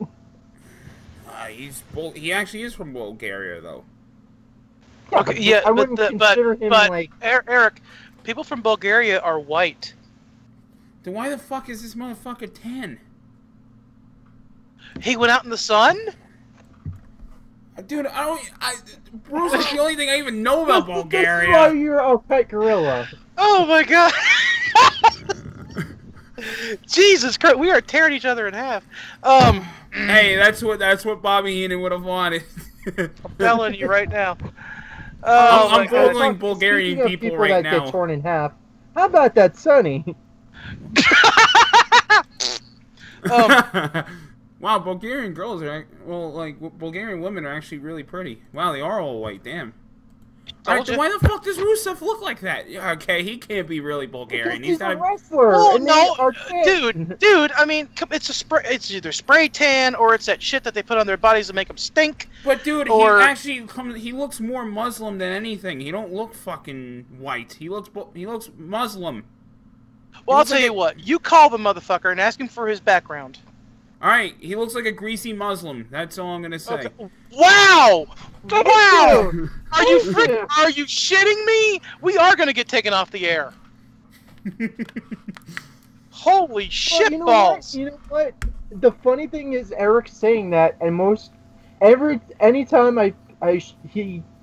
anytime anyone sees this motherfucker, they think he's Hispanic. So. Yeah, oh yeah, people. No, I've got everything. I've got Egyptian. Really? I've got black. I've gotten Hispanic. Oh yeah, I've gotten Hispanic. My mother. I've got Asian. In New York, my mother was so dark they thought she was Puerto Rican, and when she was here, they thought she was black. So well, there you go. Yeah. There you go. Yeah. No, I get that. I totally get that. Yep. All right. Let's see who's next. Or Shea Rocket. I don't even know who the fuck that is. Matt Sydal. Where do we go with Matt Sydal? I don't know. I mean, he had a good gimmick in WWE. I liked him as Evan Bourne. He had a gimmick. I thought so. I thought he had a good thing going. He had that clean-cut, vanilla babyface thing going. I don't think they'd ever bring him back, though. They'd never bring him back, no. I guess Japan. Triple H hates this guy. Oh, no, he can't go to Japan anymore. He's banned from there. Right. What? No. Let's go back to this. How? He was in a Japanese prison for having marijuana. Pat, you didn't know about... Wait. You didn't know about that, Pat? No, I didn't. Yeah, this is... Tell him, Eric. Yeah, Earls even knows about this. Yeah, I was going to say, I'm surprised I knew about it. I mean... No, he was in a jail. He was in a... What the fuck did he do? He had liquid marijuana on him, and that's illegal in Japan. Like a bong? Yeah. That's illegal there? Yeah. Well, I mean, was he on a plane with it? Like, how is he banned from ever going back? He was in a jail. He was. Yeah, they locked him. They locked him up. They actually locked him up. For like how long? Like, was it like a couple midnight? You know, like the Midnight Express. Was he like smuggling heroin across the border or something? No, that doesn't make any. But that doesn't make any sense. How would he be banned permanently from ever going back? New Japan banned him. Yeah. That's the best way to explain it. He's not banned. Okay, wait, Pat, I can see where he's confused. Give him a minute. He's not banned from the country. He's just banned from wrestling for New Japan. For being arrested one friggin' time? Yep. For having a very strong drug. That's not even a really strong drug. That's just marijuana. Don't matter. It is. It does not matter. Does not matter at all. Okay, let's see. Because we still got a few other topics to get into here. Let's see. No, but I still think that's retarded. That's like, I mean, it's not like Haku throwing people out of fucking windows. I know, but this is, it's this day and age. It's just how it is, man. All right, let's go to Mayweather. Okay, this guy was known Why as... would you name yourself Mayweather, of all things? His real name is Anthony Mayweather. That's his real birth name. His name was... Yeah, but I mean, you could have a work name. You don't have to call yourself Mayweather. That must be so fucking confusing. But his name was Crimson in TNA. He's been here fucking on and off. I want to say 7 years. Mm-hmm. He's okay. I never thought he was anything special. Moose. I think the guy has potential, but maybe he could go to Ring of Honor again or Japan. I just... yeah, I think does he have enough personality he could make it as a team member of the New Day? You never know. Maybe. Okay. If anything, I'd say put him in team him with Apollo Crews. Give him something to do. Give Apollo Crews something to do. What about this? Team him with Cruz and have them be like the arch enemy of the New Day. There you go. Turn him heel, just let him go crazy. Of course that would never happen, but I'd love to see I mean, have it where it's like kind of like a new version of like the Harlem Heat. There you go. Yeah. Oh man, I love the Heat.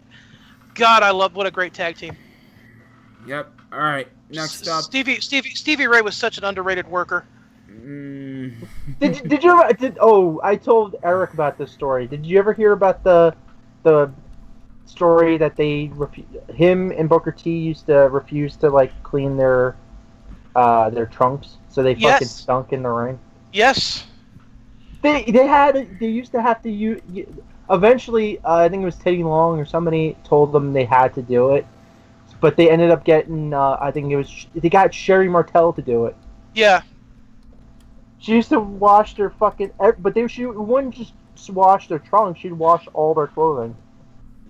Isn't that the most fucked up thing you've ever heard?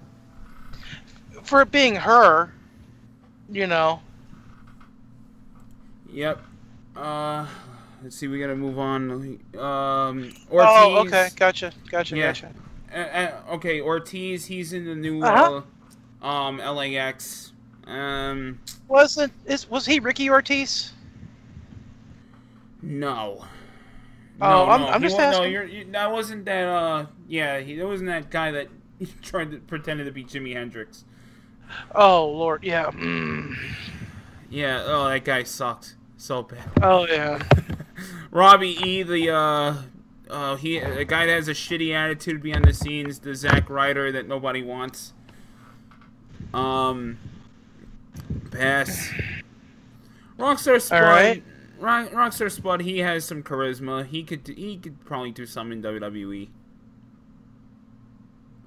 Santana. Oh, you know what would be great? Have a feud between him and what's his face? The No Chin. Oh, Ellsworth. Yeah. Yeah. Okay. There you go. Those guys would get some good heat. I mean, he's basically doing nothing, other than the Carmelo thing, which is probably gonna die. Yeah. Okay, let's see here. Santana, the other half of the new LAX. Let's see. Sanjay Dutt. I would say maybe NXT. Okay. Suicide, this gimmick, why is this still around? This was a gimmick where, when they did the TNA game, they had a character called Suicide. It was a completely created character for the game, and then they decided to make it a real thing, and they had like 20 people fucking play the gimmick for like the past 10 years, and it never got over. Basically a mixture between Doink the Clown and the Kiss Demon. Yeah, I guess so. Yeah, Swoggle, Earl's new friend. Oh, I wasn't gonna bring it up. But yeah, my buddy Shane went to a show over the weekend, and he got pictures signed by Colt Cabana, which, by the way, Colt absolutely loved his. And everything you said was what he did. He was legit. Like, oh my God, these are amazing. And anyway, and Bubba Ray Dudley was there, and Bubba Ray was also very, very, very taken back by his picture that Shane had me make for him. And the one that I did for Hornswoggle, or Swoggle, he really loved it, and he actually made me a little 10-second thank you video, which I thought was very, very nice that he did that. Yeah, like I said, this guy's been on record for having a shitty attitude for people, but I'm glad he was cool and humble, for what you did for him. So, so I was happy to see that. Trevor Lee, another one of these fucking flippy guys with just no charisma. Yeah, zero. Flippy guy. Will Cox, I don't even know who that is. And there's the male roster for Impact. Mm-hmm. The girls are easy. Just keep Gail Kim. Wait a minute, let me do this. Keep Gail Kim. Put everybody else either in Ring of Honor or send them to NXT. No, we're not saying keep. We're send to WWE. Fair enough. Yeah, we don't want TNA to stay around. Or all right. Well, all right. Send Gail Kim back to the main roster, and then everybody else goes to NXT or Lucha. I think Diamante would do well in Lucha. Yes. I don't know the rest of these chicks, but Rosemary. I do know. Yeah, I know Diamante, and I do know Gail Kim. So you know Rosemary. Also, Rosemary too. Yeah, from the that's right. Poor Rosemary was getting fucking arm bars to death. Well, yeah. Okay, yeah. Her, I'd fire, but the rest of them. Fire Rosemary? Yes, fuck yes. Why? She's only a git. Come on, man. What about? Okay, let me ask you this. She's a good worker, dude. You gotta see her work. Is she? All right. Yeah, she's a good worker. I'll be nice. Okay. Good on the. You gotta see her. You gotta really see her.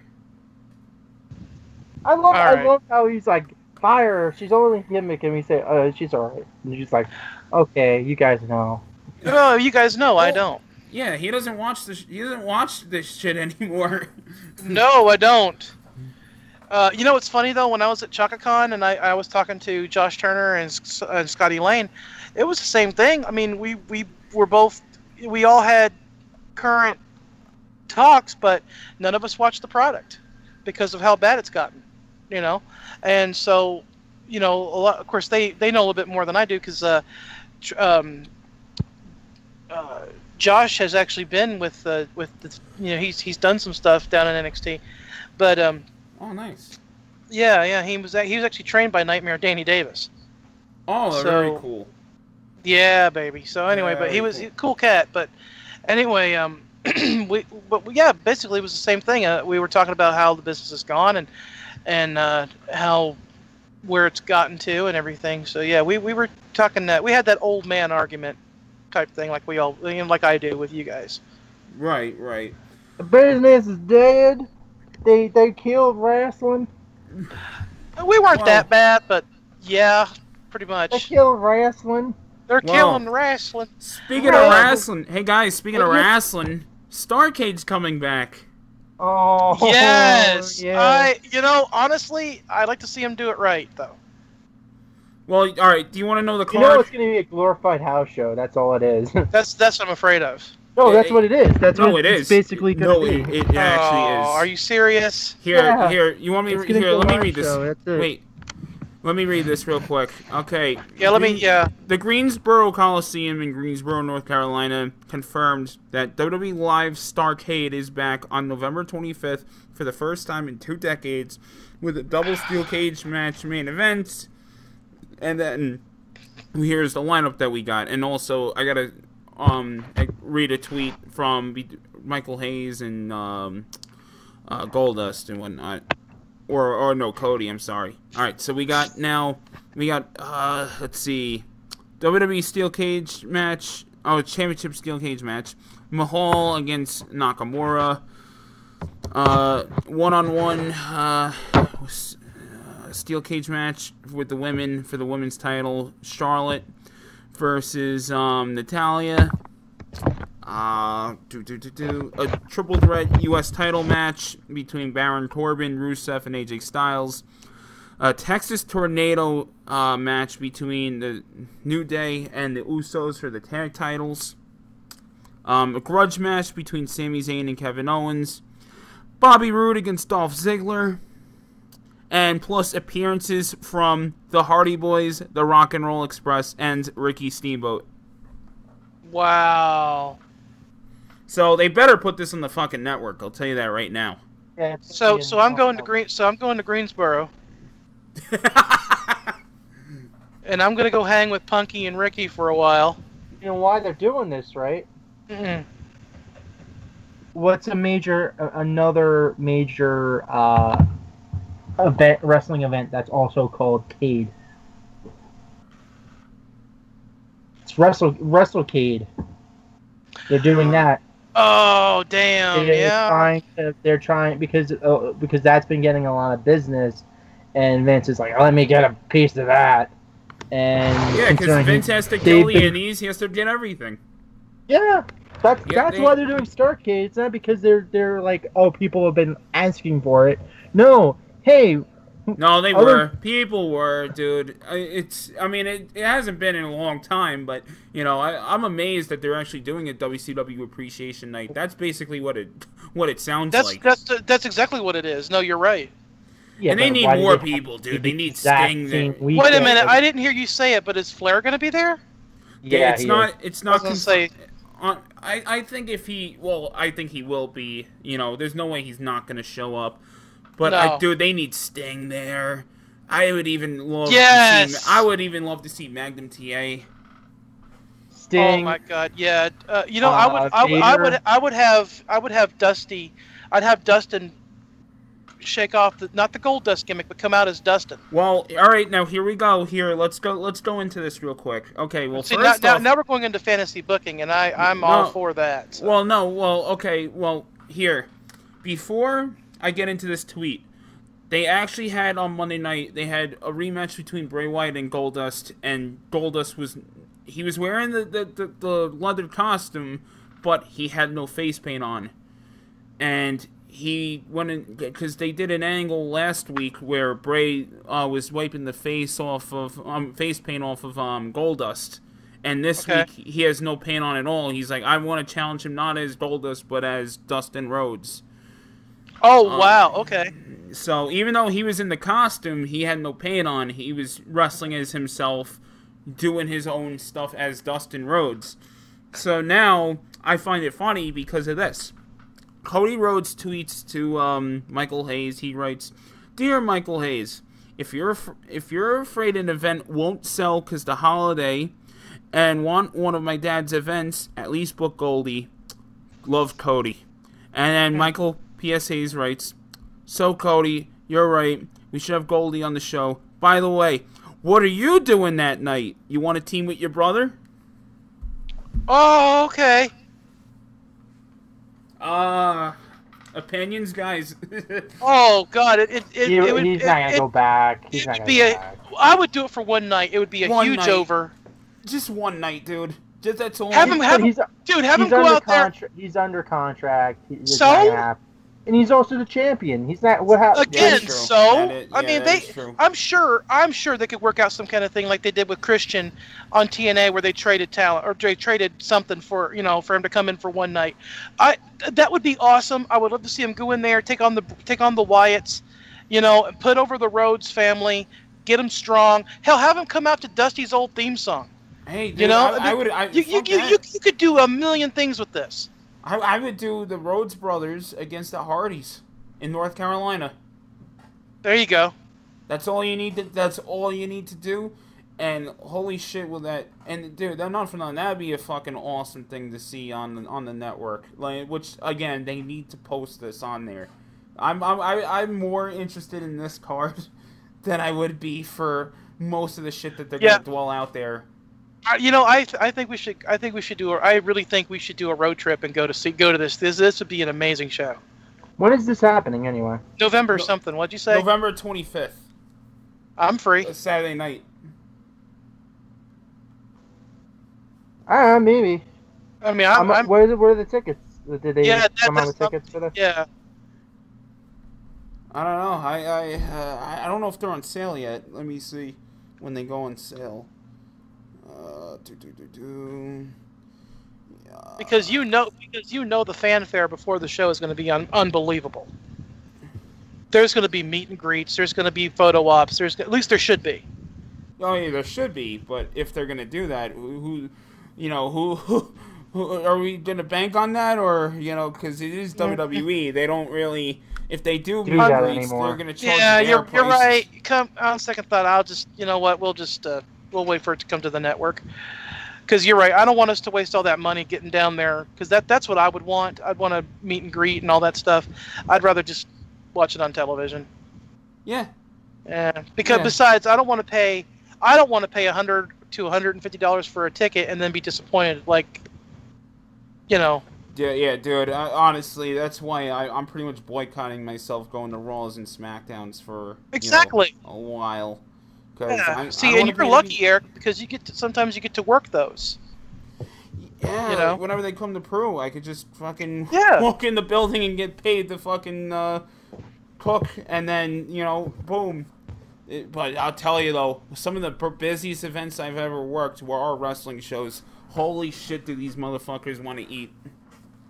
I'm not a bit surprised. Hey, let me ask you something about that. Do you ever get orders from the boys? Because they have catering, I know, but what I mean is not me directly, but they do. But they do provide catering. I do know that they do provide catering. Okay. So Prudential Center always provides catering. They do it for the hockey team, and they do it for pretty much every celebrity there. Every act there gets fed. Mm-hmm. So, there's no. I'm sorry. Go ahead. No, I said there's never a time where somebody comes in and Prudential Center doesn't take care of them with food. So. Well, let me ask you this. Would you know? I meant to ask you this too because I remember, knowing about contract writers and stuff like that. So if you have an act, say, I don't know, Bruno Mars comes to the Prudential Center and he's got a writer in his contract. Is it up to you guys to provide what's in his writer? Like, say he wants a bowl of M&Ms with just the red ones. Well, not when a shitbag like fucking Bieber came in and he actually wanted a hot tub. Wow. He wanted a hot tub? Yeah, that's one of his. Yeah, I knew about that. I can't stand that son of a bitch. But yeah. But yeah, man. I hate Bieber almost as much as I hate Hulk Hogan. I hate Bieber more. That shitbag Bieber, I break his back, I make him humble. Oh, I'd break his back and kill him. Oh my god! Yeah, death threats on YouTube. Yeah, that's not gonna get checked off. Hey! If you're listening, Bieber, I would kill you and then piss in your mouth. Oh my god! Oh, you don't understand. I hate him. He's diabolical. I mean, he's just. I don't know how the hell he still has fans. But anyway. Actually, there's the podcast that I listen to, Hollywood Babylon. They actually have a theme song for him, and it's really funny. Justin Bieber, nobody fucking needs ya. Wanna know why? I'll tell you why. 'Cause you're a little cunt. And that's exactly how it goes, yeah. Oh, if I could find that, that's our outro song. I'll send it to you. Oh my god. But okay, yeah. Let's see. Well, speaking of, I think. Oh, I found it. Perfect. Okay, that'll be our outro song.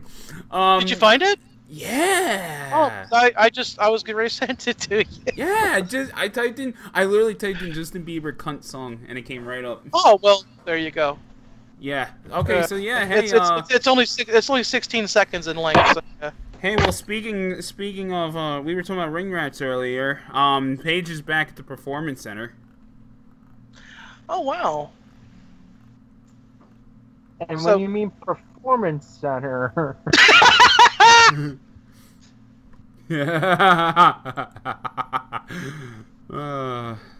Yeah, she performs all right, especially when Xavier Woods is around. Ooh, telling you, I bet you that was the first person she looked up to, baby. He knows how to go up, up, down, down. Yeah. Ayo. He knows how to work that joystick. Mm-hmm. Oh God. All right, so Bailey's back on TV. Yeah. Well, they brought her out because they were in San Jose on Monday, and that's where she lives. So they brought her back, and she got a nice pop. So, she's not getting booed again. They stop making her sound like she's autistic. Yeah, please. Can you just give her a fucking break? Actually, don't give her a mic for a little bit. Don't give her a mic. Just get her a fucking manager. She can't work. She has no mic skills. No, I mean people. This is hilarious because I actually read comments and you realize how many people are like WWE like zombies.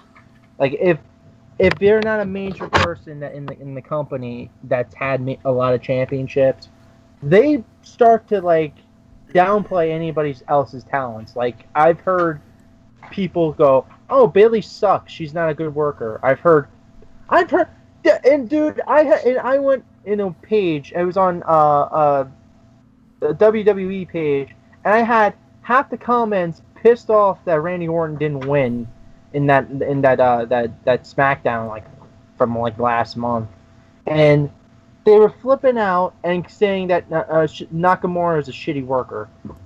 I was just like, what? What?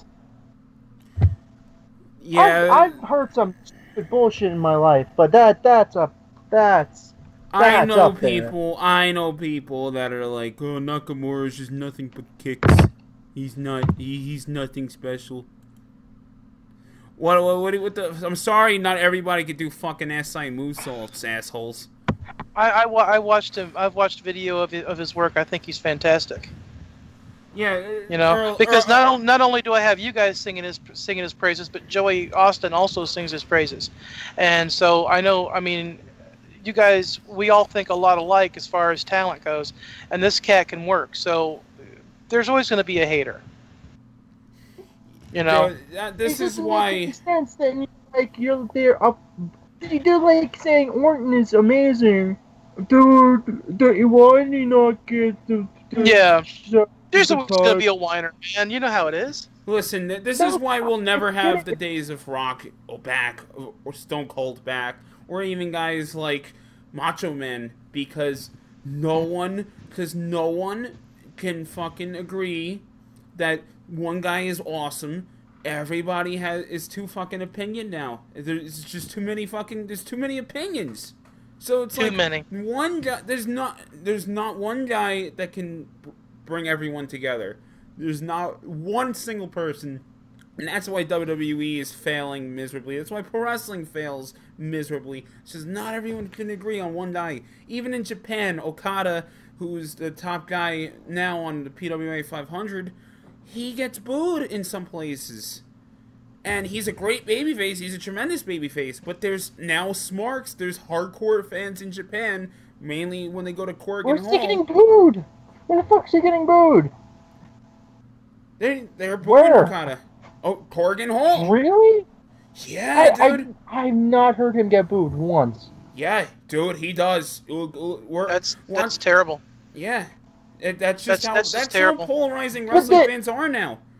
There's no one. There's no unified problem. It's like guy. all these smart fans that cheer for like the heel, and look, I kind of understand that. I mean, we kind of do it too, to a certain extent. But it's like any part of kayfabe is kind of falling downhill because nobody goes along with the show.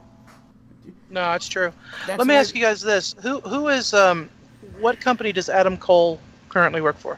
He's in WWE. Yeah, they just brought him in. He was on he was at that indie show that my friend Shane was at, but he didn't come out to the crowd. Yeah, He because was- he's contracted NXT now. That's why. Yeah, because that's what it was. He's dating one of the girls that works there. Oh, that's where his It's- girlfriend is. Adam Cole's girlfriend. I wondered if WWE brought her in or not. No, I guess not. So, Okay. so she's Adam Cole's baby. Yeah, his catchphrase is Adam Cole, baby. And dude, holy shit, that guy was motherfucking over in Brooklyn. Like, the whole place was yelling his catchphrase along with him. It was loud. Yeah, this guy's over. That's cool. But he was one of the Bullet Club guys, so that's what you would expect. That's where I know. Okay, that's where I've heard his name before. Bullet Yeah, Club. yeah, Bullet, yeah. Because that group is still fucking over as shit. Yeah, it's hilarious. Yeah, because Shane was actually wearing a Bullet Club shirt, and so was Bully Ray in the picture. Bully Ray was wearing a Bullet Club shirt? Yeah. You wanna That's see the pretty picture? cool. That's pretty hang cool. on, I'll send you the picture. I think sure. Bully. I think Bully would be like if he just sticks in Ring of Honor. I think that would be cool if he joined the Bullet Club. Yeah. I mean, Let of me all the pull- veterans, Let me pull up that photo. Hold on a second. Okay. Well, Because he sent me pictures. He sent me pictures with everybody.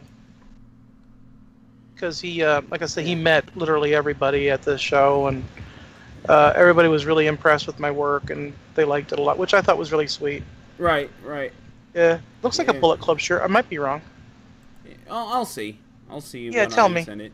Yeah. Yeah, we're gonna have to. Yeah. Okay, Well, predictions real quick on No Mercy. yeah. Do you want to do Oh, I'm predictions? sorry, I real quick, told a Pat? lie. I wasn't. I'm sorry. It said hardcore all day. My friend was wearing the Bullet Club shirt. I'm Yeah, sorry. yeah.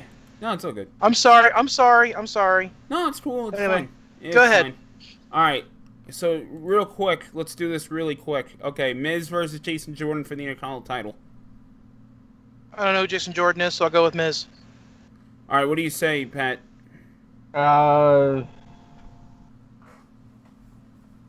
Have they been trying to get Jordan over for the past couple weeks or what? Yes. If he's got a title shot, then yeah.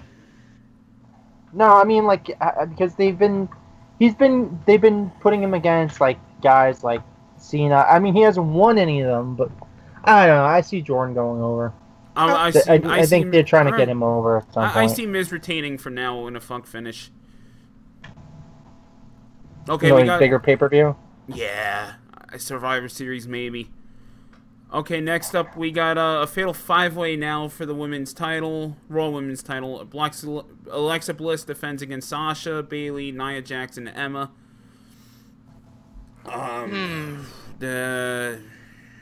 Maybe Nia. I'm gonna go with Nia. I'm gonna go with Nia too. I think they're gonna set something up between her and Asuka. I'll go with you guys. Yep. Neville against Enzo Amore. Are you fucking kidding me? Neville, come on now. Amazing. Neville. Amazing. Give me a fucking break, you have bro. one of the best workers in the company versus That one of the would worst. that would be like back in the day if we were like, hey guys, you want to see an Intercontinental title match between Shawn Michaels and Harvey Whippleman, or Jimmy Hart versus Shawn Michaels, and Yeah. and yet people would clamor for Bret Jimmy Hart to win. And oh god.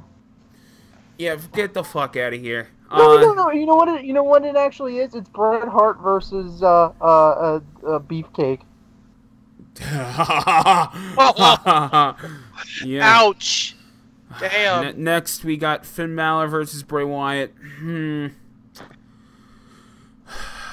This is the rubber match between these two, so I guess Bray might win. I'm going to go with. Actually, I'm going to say Finn Balor. I'm gonna go Finn Balor, maybe. Yeah. I'm gonna go with Bray. Okay. Depends on the makeup. You know what? Last time. It's gonna set up a rubber match. He's gonna pull some. This bullshit is the rubber match. This is the third magic. match. This is the third match. This is the rubber match. I mean, like on pay-per-view. There's gonna be a pay-per-view rubber match. I mean, because they had the last pay-per-view Finn won. Okay. So well, all right. Next, next we got Cesaro and Sheamus against Seth and Ambrose for the tag titles. I think the Shield will retain. Okay. Yeah. Same. All right. Now here's where it gets interesting. John Cena versus Roman Reigns. Roman. I smell a fuck finish. I smell something. I smell a wanky finish here. Okay. Don't be surprised if you hear a gong. Oh, okay.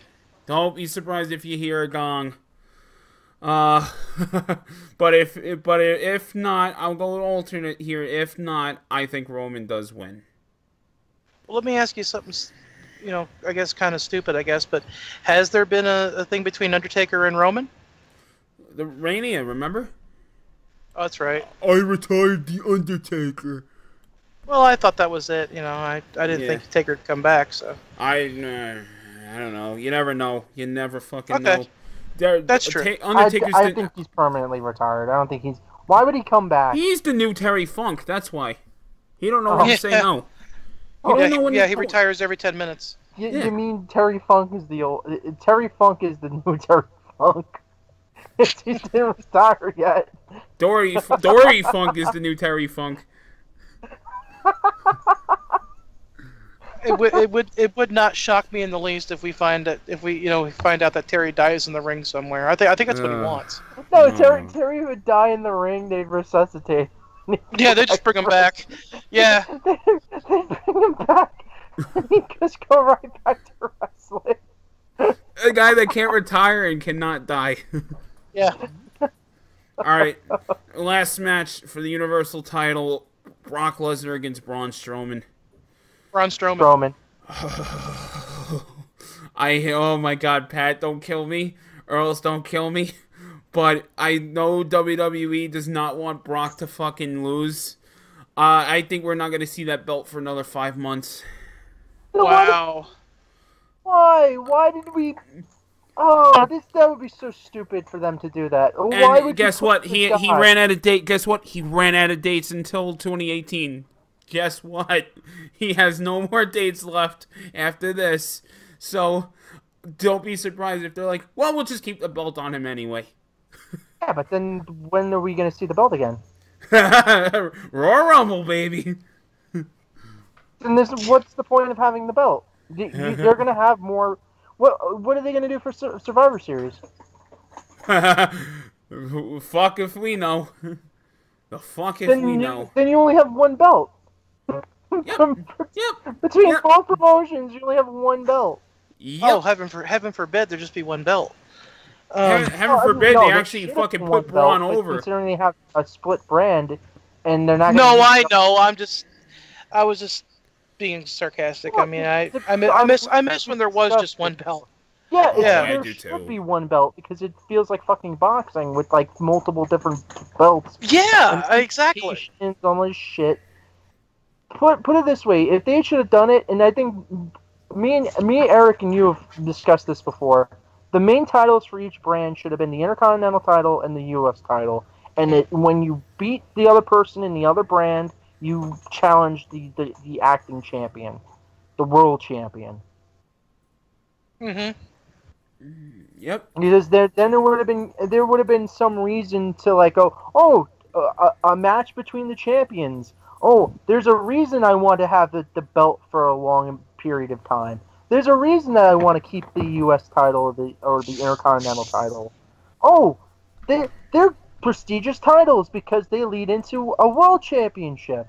Oh, who would have thought? Like these are just common sense things that anyone can think of, and yet WWE has a whole fucking roster of writers that can't write a fucking single thing. They'll write the dumbest possible. This is the whole reason that you have people like Bailey that come off like sounding like they have autism, and then we'll talk like they're fucking half high half the time, because they can't read the stupid bullshit that's on the page, because it's all moronic. It makes no goddamn sense, and half the writing is all fucking. I swear to God, I really do think Vince Russo is still on the staff at WWE. I think because all the stupid bullshit that they still keep doing, bringing out of the woodwork, like the fucking pole matches, it's Russo written all over it. Oh yeah. Oh yeah. Maybe he's still there as Dick Venom. We just don't see it. Yeah, right. He's just hiding. He's hiding in the locker room, like somewhere. It's like like one of those those speakeasies where you go in through like a phone booth. They got that with a locker. Like they have that in the locker. You go through the locker in Vince Russo's office, and they're like, "Oh, we got more for you to write, Vince. All right, this time we're gonna have the Great Khali come back, and the new champion is gonna be Justin Bieber." Oh my God!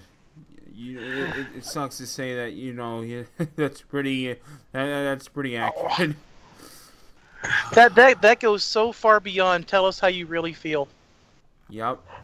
Yeah, but This anyway, whole show guys, was this tell has us how been you a really wonderful. feel. This has been a wonderful episode, I think. And we did it for you, Bobby. We did it for you, Bobby. Oh yeah, in a career where there was no profanity, we sure had enough profanity to make up for it. I was gonna say, I think we honored him pretty well with that. Sure. Yeah, we made fun of our co-host. He said some very and everybody else. And everybody else, and we slammed each other pretty well, I'd have to say. Yep. Well, guys, I think we should go ahead and call it. Let's take it home. Okay. And one last time, everybody. We all agree. Everybody, rest in peace, Bobby. We miss you. Yes. And yeah. Yep. And now plugs. Let's see here. We got friend of the show, Chad Flatt, on the Pro Wrestling Weekly. Is that his real last name? Yes. Flat? Really? Yeah, Flat. Yep. Huh. So now we got so he's on thefanspodcast.com. Also, we got the Stro, Rob Kellum. We got he has Retro with the Stro on VocNation.com. Wrestling Soup on 9:30 p.m. Eastern Standard Time on Mixlr every Thursdays. And then you can find us on Facebook.com/Kayfabe Talk Radio. Also, you could find on there Alfie Graphics. Just type in Alfie Graphics on Facebook and or Jabroni. Or emwcreations.com/KTR for archives.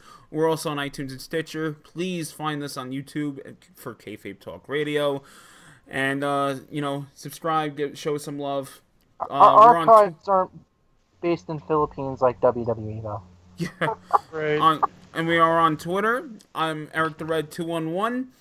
We got JR Earl's Art, as well as Mr. Bonesaw, Mr. Bonesaw, for all your gripes and complaints on the show. Yeah, you can bring up a lot of the other crap, just not the racist shit that we said before about, like... Oh, did we talk about the Mexican earthquake? I feel like we didn't. Well, we did before the show went on the air. Yeah, I just wanted to say... Yeah, that's what you get when making your house out of IKEA.